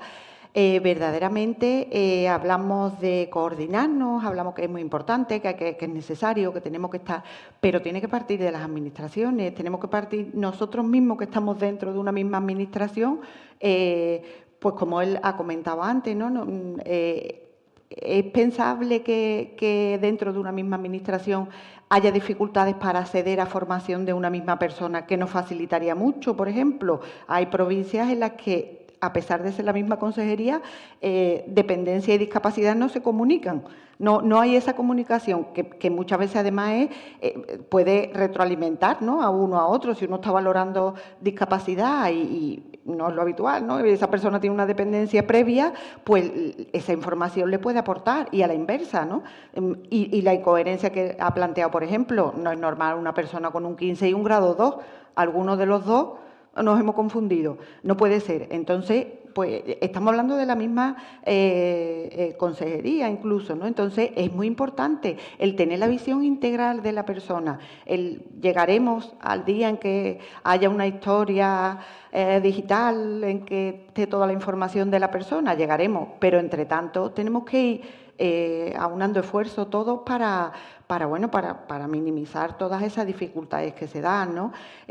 Con lo cual, bueno, pues desde la propia Administración tiene que ser una coordinación irreal, ¿no? No como decía Gloria, ¿no? Sino impuesta, pero si no me preguntan y yo tengo 60 pacientes, ¿cómo hago los informes, no? ¿Qué atiendo primero? ¿Al que me viene con una urgencia o un informe que también es igual de importante, ¿no? Al final llegamos a establecer la urgencia como lo habitual. Nosotros, por ejemplo, en valoración de discapacidad, hemos tenido también que establecer criterios de urgencia, que son determinados, no podemos abarcar todos, pero bueno, entendemos que hay personas que requieren con mucha mayor agilidad esa valoración de discapacidad, porque están a la puerta de poder ser atendidas en muchos recursos que si no tienen la valoración de discapacidad no la tienen. Entonces, bueno, pues hemos priorizado una serie de casos. Siempre habrá quien diga, es que el mío también es urgente, es que lo que yo estoy padeciendo también es urgente. Sí, pero tendremos que ir atendiendo, que lo ideal sería no tener criterios de urgencia, tener una agilidad en nuestras valoraciones en las que si tuviéramos un sistema coordinado, todos nos beneficiaríamos en nuestra atención al ciudadano, porque seríamos mucho más ágiles, ¿no? Y ahí está una parte importante nuestra. Nosotros, y sobre todo los que estamos dentro del ámbito de la discapacidad, nos pensamos que todo el mundo entiende muy bien lo que es la discapacidad y que todo el mundo entiende el concepto y que todo el mundo entiende lo que supone y para nada dentro de la misma administración.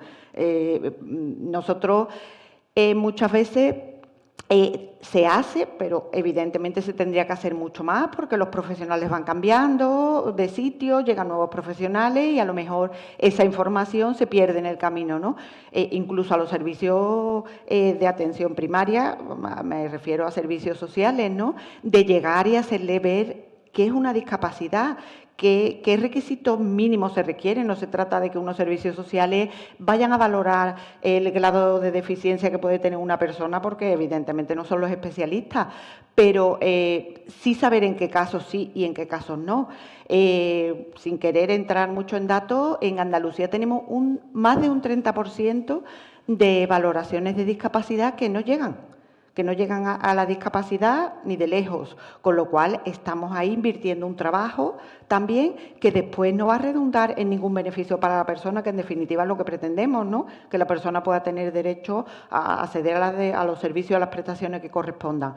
Entonces, bueno, también tenemos que llegar mucho más para, bueno, sensibilizar a las propias personas que trabajan desde la Administración, ¿no? En qué casos sí, en qué casos no. La discapacidad es algo muy concreto y no es algo que, bueno, a ver si sumando, conseguimos una serie de puntos para que podamos tener acceso a una prestación, cuando el problema es social, a lo mejor únicamente, no es un problema de discapacidad. La persona se puede manejar perfectamente y el problema a lo mejor habría que acometerlo de otra forma, ¿no? Entonces, bueno, pues ahí evidentemente es una tarea que nos toca a nosotros acometer y por facilitar el camino a las personas que verdaderamente lo requieren, ¿no? Otra cuestión también que es importante, que está empezando a llegar, pero que sería muy necesario, es la incorporación de los informes sociales en salud, ¿eh? Antes no había prácticamente nada y ahora no siempre, pero se está empezando a encontrar esa información que también facilita mucho. Hay veces que a lo mejor, como he comentado antes, por la documentación con la que se obra en el expediente, pues a lo mejor la persona no es necesario que venga, su valoración va a ser mucho más rápida. Y ahora pues tenemos que molestarla o tenemos que requerir la información porque a nivel social se requiere alguna información complementaria para poder obtener el grado de discapacidad que le corresponde. Entonces, bueno, pues también sería importante, ¿no? ¿Lo hemos pedido? Pues no lo hemos pedido. está llegando, pero lo debemos de pedir y debemos de entender todos la importancia que puede tener esa información de más, ¿no? Yo creo que desde la sensibilización a los profesionales que trabajan, de bueno, voy a hacer un trabajo, pero útil, y muy útil además. Y si voy a orientar a una persona que vaya a discapacidad, mínimamente debo de entender el por qué que esa persona probablemente que puede tener un 33 o un 40, ya no lo sé, pero que va a obtener un grado, pues sí, con todas las probabilidades, ¿no? Entonces, bueno, pues también ahí sería muy importante. Y bueno, como buenas prácticas, pues bueno, véase que yo creo que esto es un ejemplo, ¿no? Después cada uno nos iremos a nuestra mesa de trabajo y seguiremos en lo que estamos, pero bueno, a partir de aquí ya queda como un germen de poder empezar, ¿no? De hecho, algo ya hemos comentado, ¿no? Entonces, bueno, estos espacios pues deberían de ser mucho más frecuentes y compartir todos, ¿no? Porque todos tenemos una parte muy importante y todos tenemos que estar, pues como estamos aquí, ¿no? Integrados todos en una única causa, ¿no? Que es lo que nos debe de preocupar a todos, ¿no? Entonces, pues bueno, creo, sin redundar mucho más en lo que mi compañero Víctor, que va en el mismo sector que yo por la parte social, él ha manifestado, pues creo que es suficiente. Muy bien, muchas Pues gracias. nada, muchas gracias. Raúl, cuando quieras. Pues, me gusta de este tipo de reuniones que al final yo aprendo casi más que ustedes, porque yo estoy aprendiendo un montón de cosas que no sabía y creo que son cuestiones que son importantes. En cuanto a buenas prácticas clínicas, bueno, yo creo que esto es lo que se viene diciendo por todos, ¿no? Al final el trabajo en equipo no solamente hace que el trabajo salga mejor, sino que además ahorra trabajo, ¿no? Porque al final no redundamos en lo mismo y lo que se ha comentado, ¿no? Que a la misma persona le llamamos de muchas maneras distintas y la clasificamos de muchas maneras distintas cuando estamos clasificando lo mismo, ¿no? Yo creo que el tema de la inclusión, ¿no? De la hoja de trabajo social o la hoja en la historia clínica de los pacientes o en la historia de salud única es algo fundamental y es algo que cada vez se va viendo. Yo ya voy viendo en las evoluciones, en la historia clínica de los pacientes, se va viendo esa hoja de trabajo social, se va viendo esos aspectos sociales que son tremendamente importantes. Desde el punto de vista nuestro, hombre, de la neurología, yo el otro día hablando con un compañero decía, ¿no? El tema de la inteligencia artificial, ¿no? Estamos todas las nuevas tecnologías, evidentemente es una herramienta, nos está ayudando. Ya la historia de salud es una gran herramienta. Es decir, yo todavía recuerdo la historia en papel y aquello era un desastre, porque no sabías ni qué tomaba el paciente, ni qué no tomaba, ni las historias, tenías unas historias así de gordas, no sabías la mitad de las cosas de las que pasaban y ahora en un vistazo rápido, con un clic, todavía se puede mejorar, pero ya existe eso, ¿no? Pero el otro día hablando con un compañero decía, cuando la inteligencia artificial vea todo el trabajo que hay que hacer, se da de baja seguro. Vamos. Esto, ¿no? Estamos ahí como esperando. Dice, mira, y como dice Gloria, pues yo creo que se habría dado de baja, pero ya. Otro trabajo más para el médico de cabecera. Darle la baja a la inteligencia artificial. Entonces, bueno, yo creo que son herramientas que nos van a ayudar, ¿no? Y que nos van a agilizar todo este tipo de cuestiones. Lo que esperamos es que con este tipo de iniciativas, pues efectivamente se vaya hacia una simplificación, ¿vale? Lo que pasa, claro, también es verdad que, por ejemplo, la enfermedad de Parkinson, que es lo que nos interesa, que es lo que estamos aquí, ¿no? Si os fijáis y lo sabéis porque lo padecéis y los que estáis al lado, pues también, pues ya de por sí es una enfermedad lo suficientemente compleja, ¿no? Como para que digamos, vamos a simplificar. Bueno, pues todo esto lleva un proceso porque evidentemente es algo. Entonces, bueno, nosotros como buenas prácticas, bueno, lo que se comentó ayer, la guía de enfermedad de Parkinson, una guía que está abierta a todos los profesionales, no solamente sanitarios, también, ¿no? Pero que está abierta se puede consultar en Internet sin ningún tipo de problema. La página web de la SAN, por ejemplo, se puede descargar. Y bueno, hay algún extracto, ¿no?, pues de aspectos donde nos coordinamos con rehabilitación, con manejo del paciente en atención primaria, los fármacos los parkinsonizantes, ¿no?, la urgencia.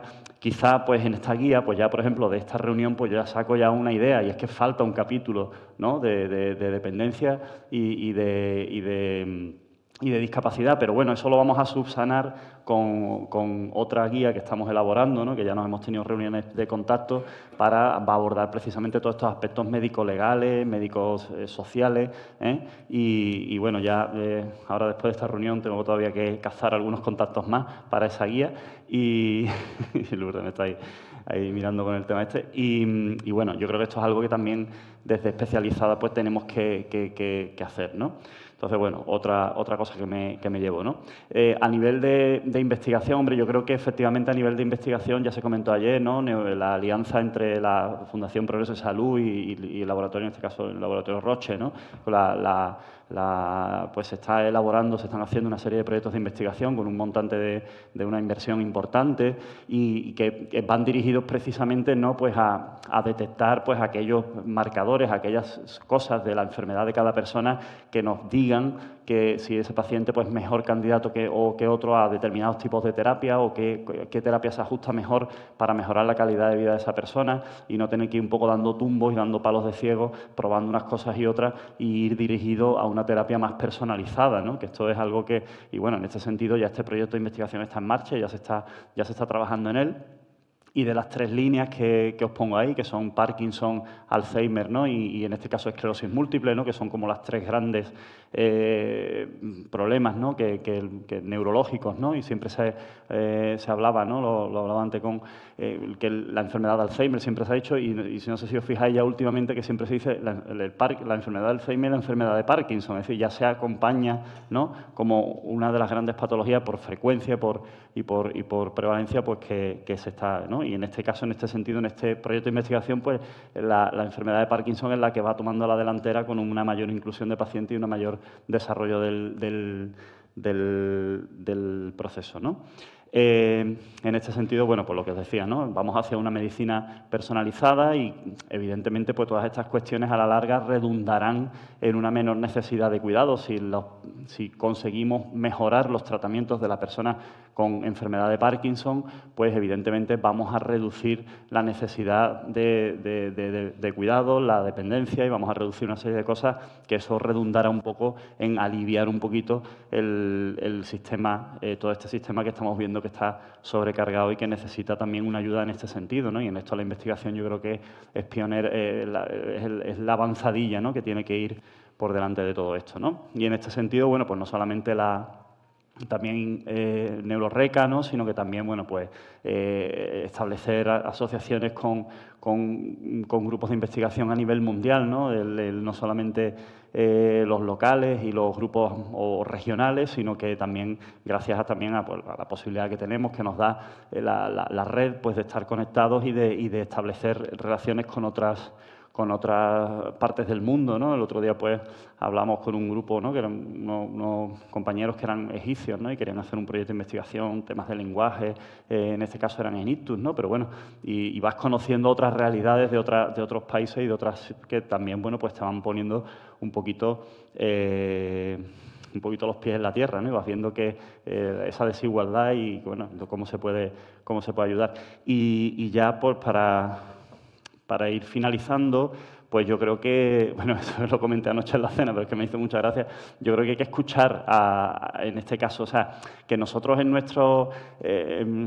neurólogos, ¿no?, cuando nos reunimos ahí, todos los neurólogos, ahí, todo interesante, bueno, que vamos a ver la sinucleína, el gen y tal, y estamos ahí, pero estamos como ahí apartados, ¿no? No vemos la atención primaria, no vemos todos los demás compañeros y no hablamos con los pacientes, ¿no? No tenemos la relación, ¿no?, que hablamos ayer con Carmen, ¿no?, de que yo creo que tenemos que ir de la mano. Y en este sentido, pues yo creo que es importante escuchar también lo que se piensa, ¿no? Porque me hizo mucha gracia esto en el YouTube de FANDEP, ¿no?, que las charlas sobre una que yo hice o que me pidieron, ¿no?, sobre vacunación en el COVID, ¿no?, tuvo 95 visualizaciones. Sin embargo, la que se hizo de la sexualidad en la enfermedad de Parkinson, pues leñe, tuvo 3.700 visualizaciones. O sea, yo creo que está claro el interés, ¿no? La vacuna del COVID, bueno, pues, muy bien, pero a mí lo que me interesa es lo que me interesa, ¿no? Entonces, bueno, yo creo que en este sentido también tenemos que escuchar a las personas y tenemos que escuchar a los pacientes y decir, oye, ¿qué queréis? Porque muchas veces dicen, vamos a hablar de avances en investigación, ¿no? Y mejor, bueno, pues si la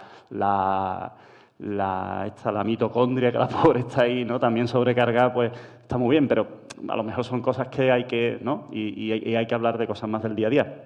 Y en este sentido, pues tomé un poquito el guante que Carmen, y que en la SAN de este año que celebramos en Cádiz, vamos a incluir un espacio de coordinación y de colaboración, y de que las asociaciones y los neurólogos lo vamos a hacer extensivo a las demás asociaciones, Alzheimer, esclerosis múltiple, epilepsia, las que quieran participar, y haremos alguna sala donde se pueda hablar de algunos temas, y yo creo que eso va a ser pionero porque no se ha hecho nunca en la SAN, y este año lo vamos a hacer. Ya yo lo he hablado con la Junta Directiva del Congreso y están por la labor, así que ya iremos teniendo noticias.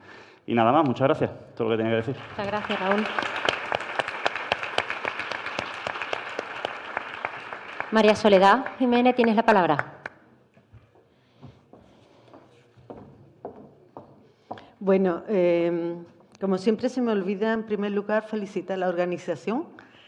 La verdad es que hay que daros la enhorabuena. Habéis invertido mucho tiempo, muchos recursos en la organización y ha merecido la pena.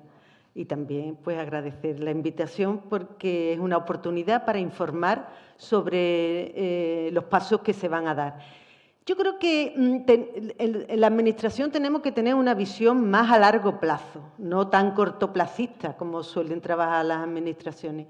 Y a largo plazo lo que hay que hacer, y empezar ya, es a revalorizar los cuidados. Y revalorizar los cuidados pasa por ejemplo, por pagar mejor a los profesionales, a los trabajadores que trabajan en las residencias, en los centros de día, en los servicios sociales y también en los servicios sanitarios.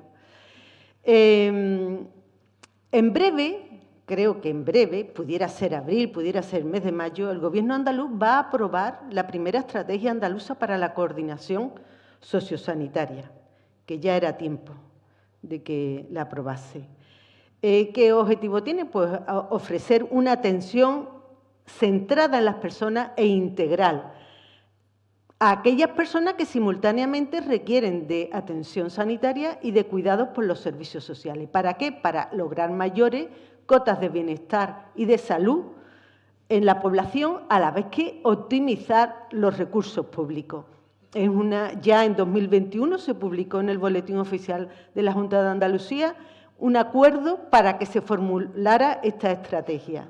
Y, bueno, a través de esta estrategia nos tenemos que coordinar la consejería competente en materia de servicios sociales y la consejería competente en materia de salud. Se han ido dando pasos, como las comisiones donde hay cargos de índole política tienen que ser reguladas por decreto, pues ya en 2022 se reguló la creación de la Comisión Autonómica y de las comisiones provinciales para la coordinación sociosanitaria, comisiones que van a adquirir el debido peso en el momento que se apruebe la estrategia andaluza para la coordinación sociosanitaria. ¿Qué es lo que se pretende con esta estrategia? Pues los objetivos estratégicos que se recogen en ella son garantizar la continuidad de los cuidados y la mejora de la calidad de la atención, garantizar un uso más racional de los recursos disponibles, evitando traslados, ingresos y estancias innecesarias y poco adecuadas a las características actuales de los hospitales, reforzar la atención preventiva que evite la aparición o el empeoramiento de la situación de dependencia, mejorar la capacidad de respuesta de los dispositivos asistenciales, sanitarios y sociales, asignando el recurso que mejor responda a las necesidades de cada persona, actuar como mecanismo de prevención ante reingreso, detectar de forma precoz la dependencia, de forma coordinada, mejorar la calidad de la vida de las personas y sus familias y la convivencia familiar y reducir la posible brecha de género existente en la intervención sociosanitaria de forma transversal. ¿Qué estamos haciendo ya? Porque es tan evidente esto de la coordinación sociosanitaria que no podíamos esperar a que se aprobara, ¿no? Entonces, una de las medidas que se recogen es el disponer de cuidados intermedios, como ya avisaba o anunciaba Víctor.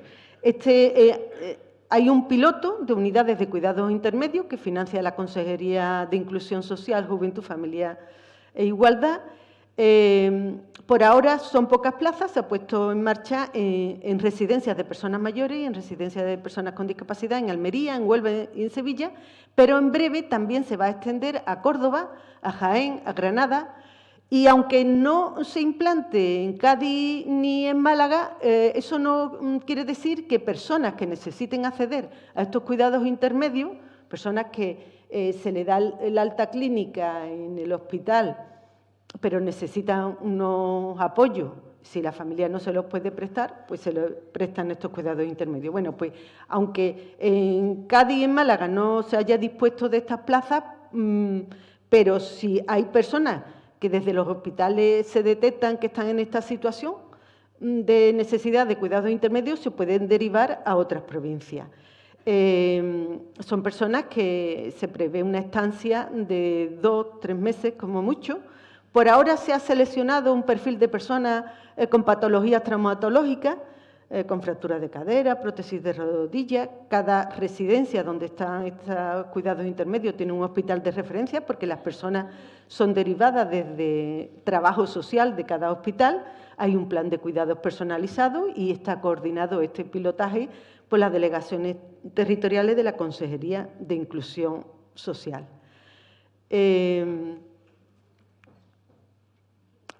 Por otra parte, estamos empezando a trabajar en algo muy necesario, la interoperabilidad de los sistemas de información. Aquí hay que tener muy en cuenta la normativa de protección de datos, pero me hacía gracia, el otro día leía a alguien que decía, se están protegiendo los datos, pero no se están protegiendo a las personas, porque con eso de que cada uno se guarda su información y de que no la comparte, pues estamos perjudicando a las personas por no compartir esa información.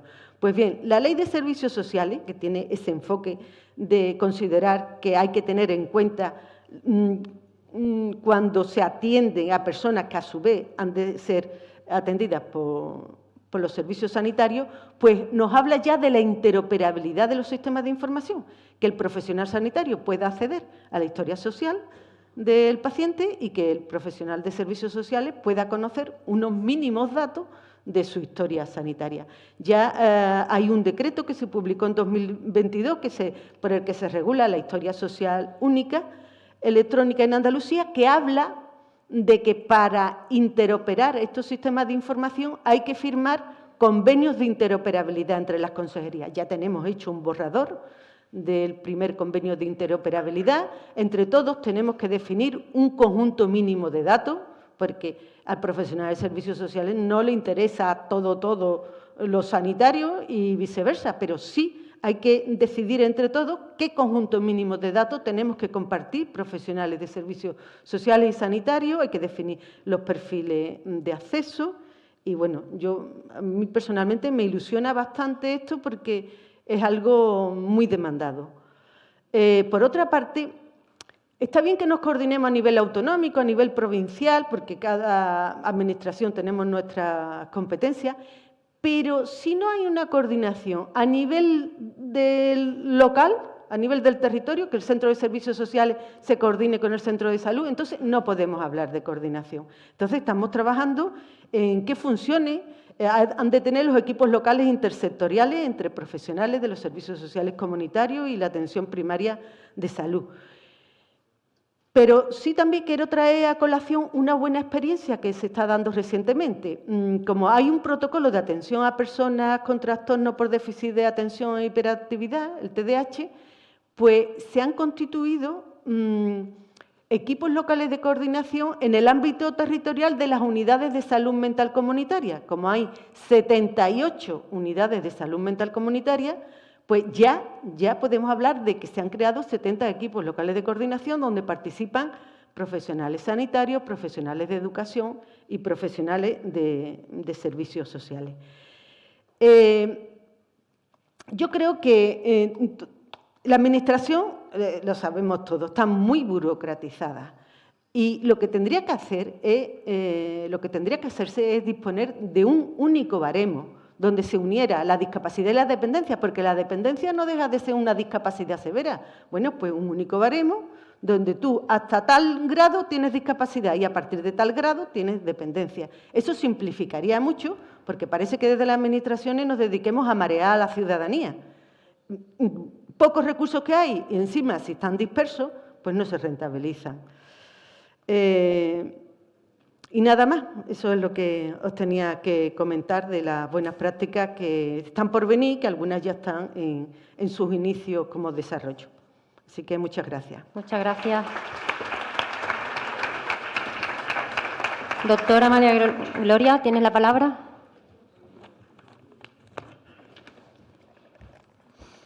El cronómetro. Bueno, esta pregunta tiene dos vertientes. Primero, ¿qué pienso yo pienso que se puede implementar para mejorar la calidad de la asistencia al paciente con Parkinson y qué se está implementando ya, ¿vale? Yo lo primero que pienso que se tiene que implementar para mejorar la calidad del paciente con Parkinson y de todos los pacientes es ser honesto y decir la verdad. Ser honesto y decir la verdad de las dos consejerías, la Consejería de Inclusión Social y la Consejería de Salud. No crear falsas expectativas a un paciente, no decirle vas a poder obtener este grado de dependencia sin tenerlo, vas a poder tener esta discapacidad sin tenerlo, o te van a hacer un informe en menos de 3 meses y lo vamos a tener todo resuelto sin haber contado con una de las partes y no va a ser verdad, porque no se va a cumplir. No vamos a tener un informe de dependencia en 3 meses. Entonces, lo primero de todo hay que decir la verdad, porque eso además lo primero que veo yo que es que evita agresiones.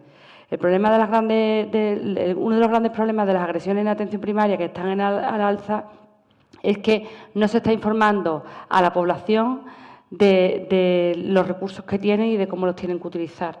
Entonces, se les crea unas expectativas que no la obtienen y, claro, agreden, ¿no? Pues esto es igual. Cuando venga un paciente con Parkinson o cualquier enfermedad en el mes de julio a que le hagan un informe para la ley de dependencia con un plazo definido y no los tenga, pues va a llevar a problemas en los centros de salud. Entonces, yo creo que lo primero que se debería implementar en todos los aspectos de la sanidad es decir la verdad. Es como cuando tú diagnosticas una enfermedad, tú tienes que decirle al paciente cuáles son sus expectativas.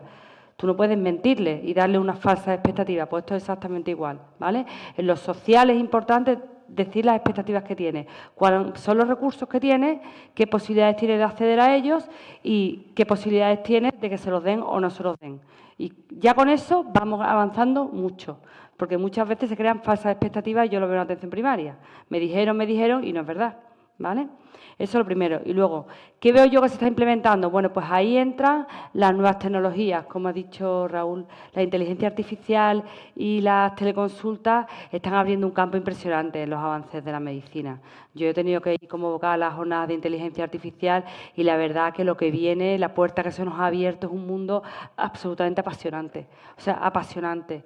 Es que hay especialidades que van a dar un vuelco, como radiodiagnóstico, anatomía patológica, microbiología, la biopsia líquida, las citologías líquidas que se van a empezar a hacer ahora el mes de junio todas las mujeres andaluzas. O sea, es un cambio impresionante. Entonces, esto también es un cambio en la comunicación entre estamentos. Nosotros tenemos un grupo de trabajo en el Colegio de Médicos de Sevilla, que lo he constituido yo, que he cogido a un médico de cada área hospitalaria de Sevilla, de Osuna, Balmes, Virgen del Rocío, Macarena y San Juan de Dios, y también un pediatra y uno de urgencia. Y nos reunimos una vez al mes para ver las diferencias entre los diferentes hospitales. Y la gran diferencia la marca la comunicación, la teleconsulta. Por ejemplo, Virgen del Rocío y Macarena tienen un acceso a teleconsulta con neurología que no tienen, por ejemplo, en Osuna. Es verdad que los neurólogos de Osuna le han dado un correo a los médicos de familia, pero porque ellos son muy buenas personas y han dicho, venga, vamos a dar un correo para que podáis preguntar las dudas, pero no porque esté estipulado así por el SAS, ¿no? Entonces, yo creo que esto se debe de implementar en toda Andalucía, porque tenemos otro grupo, los vocales autonómicos, que nos reunimos una vez al trimestre y hablamos a la vez de las diferencias entre las diferentes provincias de atención primaria. Y la gran diferencia la marca la comunicación. En Cádiz, por ejemplo, no hay teleconsulta con neurología, en la provincia de Cádiz, que tú trabajas en Cádiz. El vocal del puerto de Santa María dice que no puede acceder a teleconsulta por el DIRAYA. Contestamos diariamente todas las teleconsultas. ¿Ah, sí? Pues en Puerto de Santa María ha dicho mi vocal que no. Pero bueno, realmente yo creo que, ¿lo ves? Nos falta comunicación. Nos falta comunicación. El médico de Puerto de Santa María no sabe quién eres, hay teleconsulta. Nos falta comunicación. Esto es un buen ejemplo, un buen ejemplo.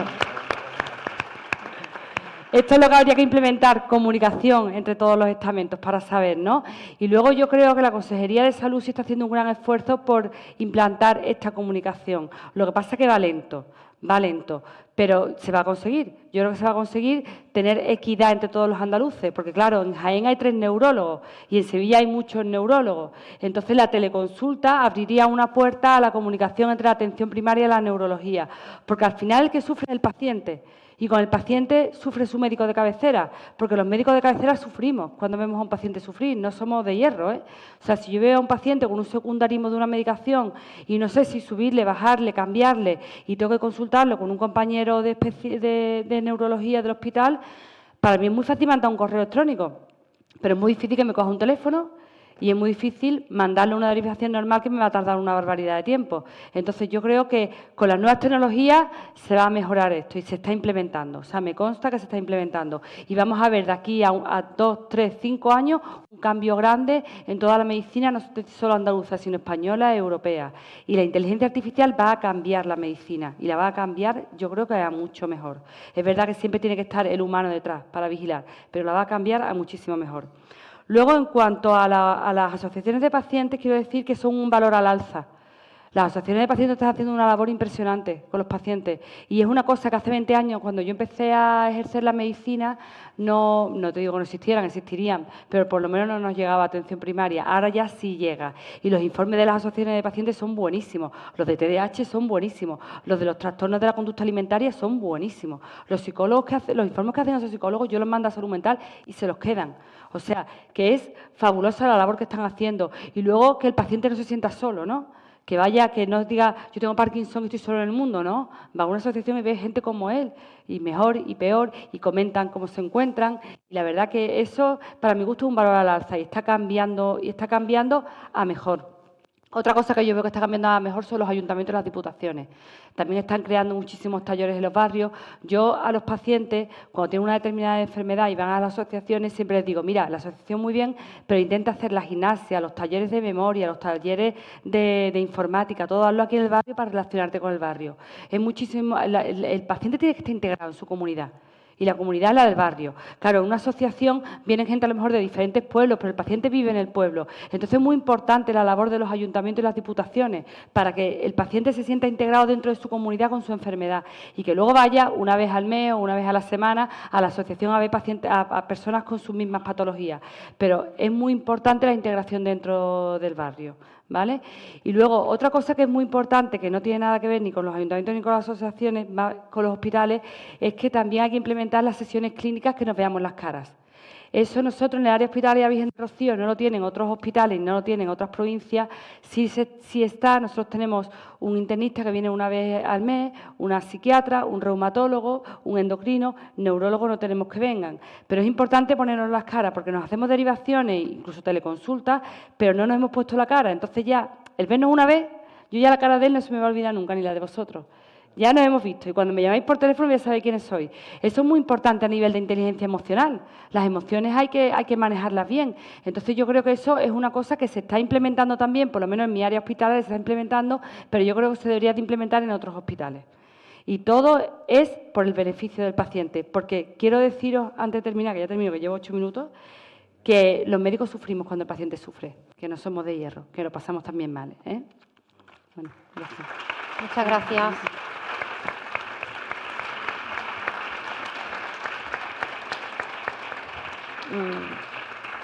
Bien, se nos ha echado el tiempo encima, es normal, son temas muy interesantes que nos interesan y evidentemente por mucho que controlemos el tiempo, pues bueno. No obstante, os hemos comentado al público que tendríais la oportunidad de trasladarnos unas preguntas. Os vamos a lanzar pues por lo menos un par de ellas, ¿vale? Y así pues... Mira, de la Asociación de Parkinson Linares, pues pregunta, dice, soy una paciente, para mejor coordinación mi enfermera del médico de cabecera no tiene ni idea de mi situación sobre mi enfermedad. Los profesionales que nos atienden en la Asociación de Parkinson e emiten informes muy concretos sobre nuestro estado individual y cuando vamos a revisión, los neurólogos nos miran esta información tan valiosa. A ver, sigue. Es que esto parece una gincana, el papel este. Ahora dice, los profesionales de la asociación.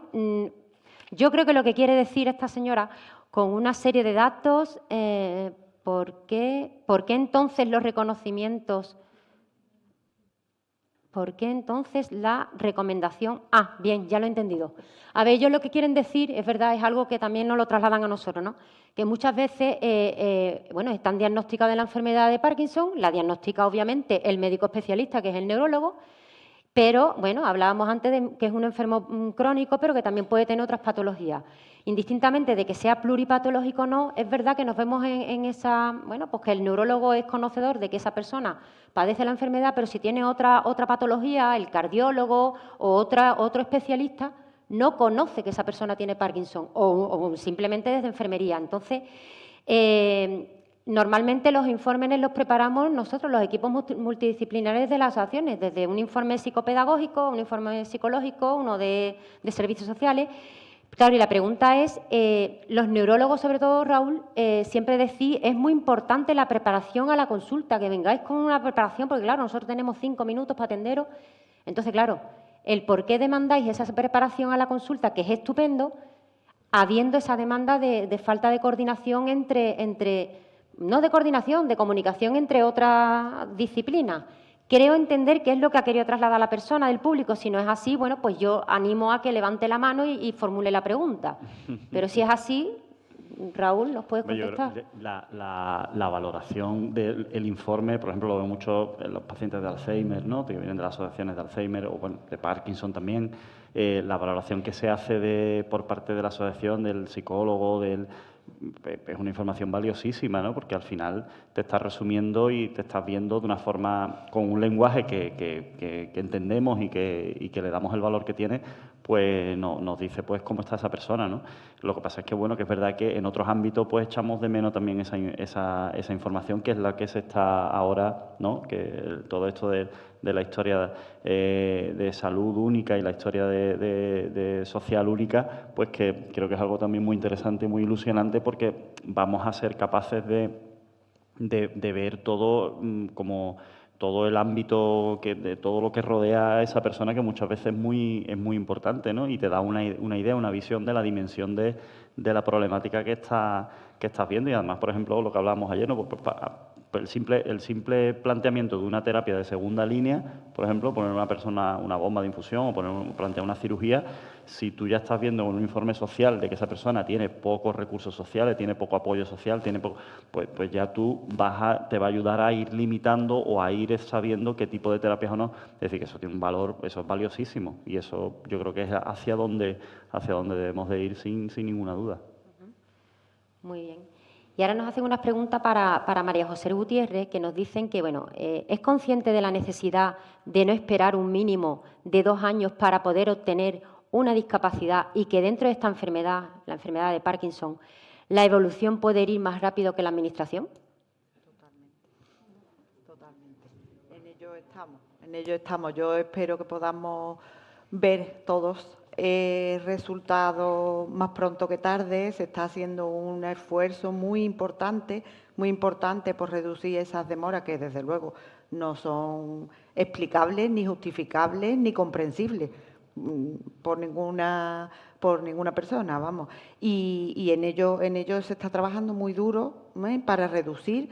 De todas formas, también, lo comentaba antes, ¿no?, también hay algunos canales que son vías un poco más rápidas dentro del procedimiento administrativo que nosotros tenemos que cumplir, pero hay unos procedimientos que son un poco más rápidos también para poder obtener la valoración de la discapacidad. Pero estamos en abrir ese abanico para que precisamente no suceda eso, ¿no?, de que las personas tengan que esperar, por supuesto.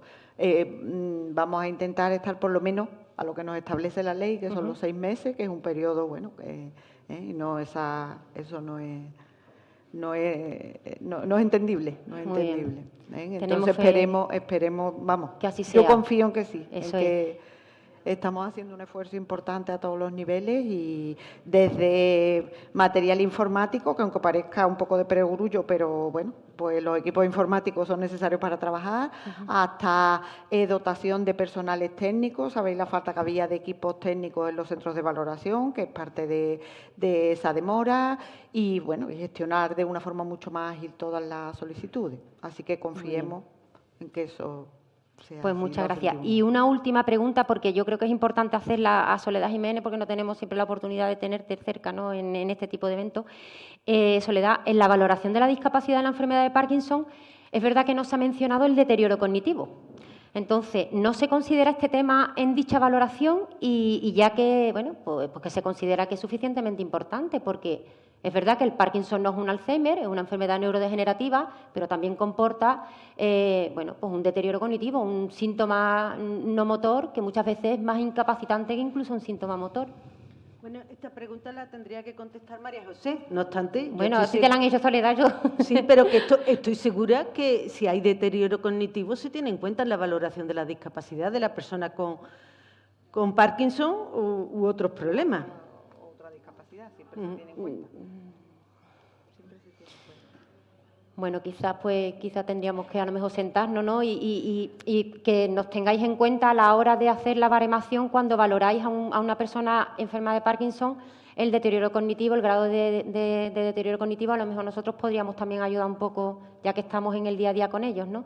Porque un deterioro cognitivo de un Alzheimer no es lo mismo que de una persona afectada de Parkinson que cualquier otro tipo de patología neurodegenerativa. Yo creo que es importante que, para eso estamos aquí, para crear este espacio de coordinación y que nosotros tendemos a vosotros la mano, a la Administración y bueno, que trabajemos conjuntamente en pro de, bueno, pues de la mejora de la calidad de vida de las personas afectadas de Parkinson. Actualmente estamos trabajando en un cribado, por llamarlo de alguna forma, cada provincia le denomina de una manera diferente, un cribado previo Sí. de las solicitudes, precisamente para que lo vean los profesionales que corresponda, porque Ajá. hay personas que tienen patología que no es necesaria la intervención, por ejemplo, del profesional de la psicología, ¿no? Entonces, es absurdo que pase por el profesional si no tienen ninguna, pero en los casos en que hay un deterioro cognitivo, evidentemente, a lo mejor es tal el deterioro cognitivo que a lo mejor la valoración es únicamente del psicólogo y no es necesario el médico. Entonces, en ello estamos también precisamente en la idea de ir agilizando los procedimientos. Bueno, pues nada más. Con esto damos por finalizada la mesa. Muchísimas gracias a los ponentes y bueno, pues nada más.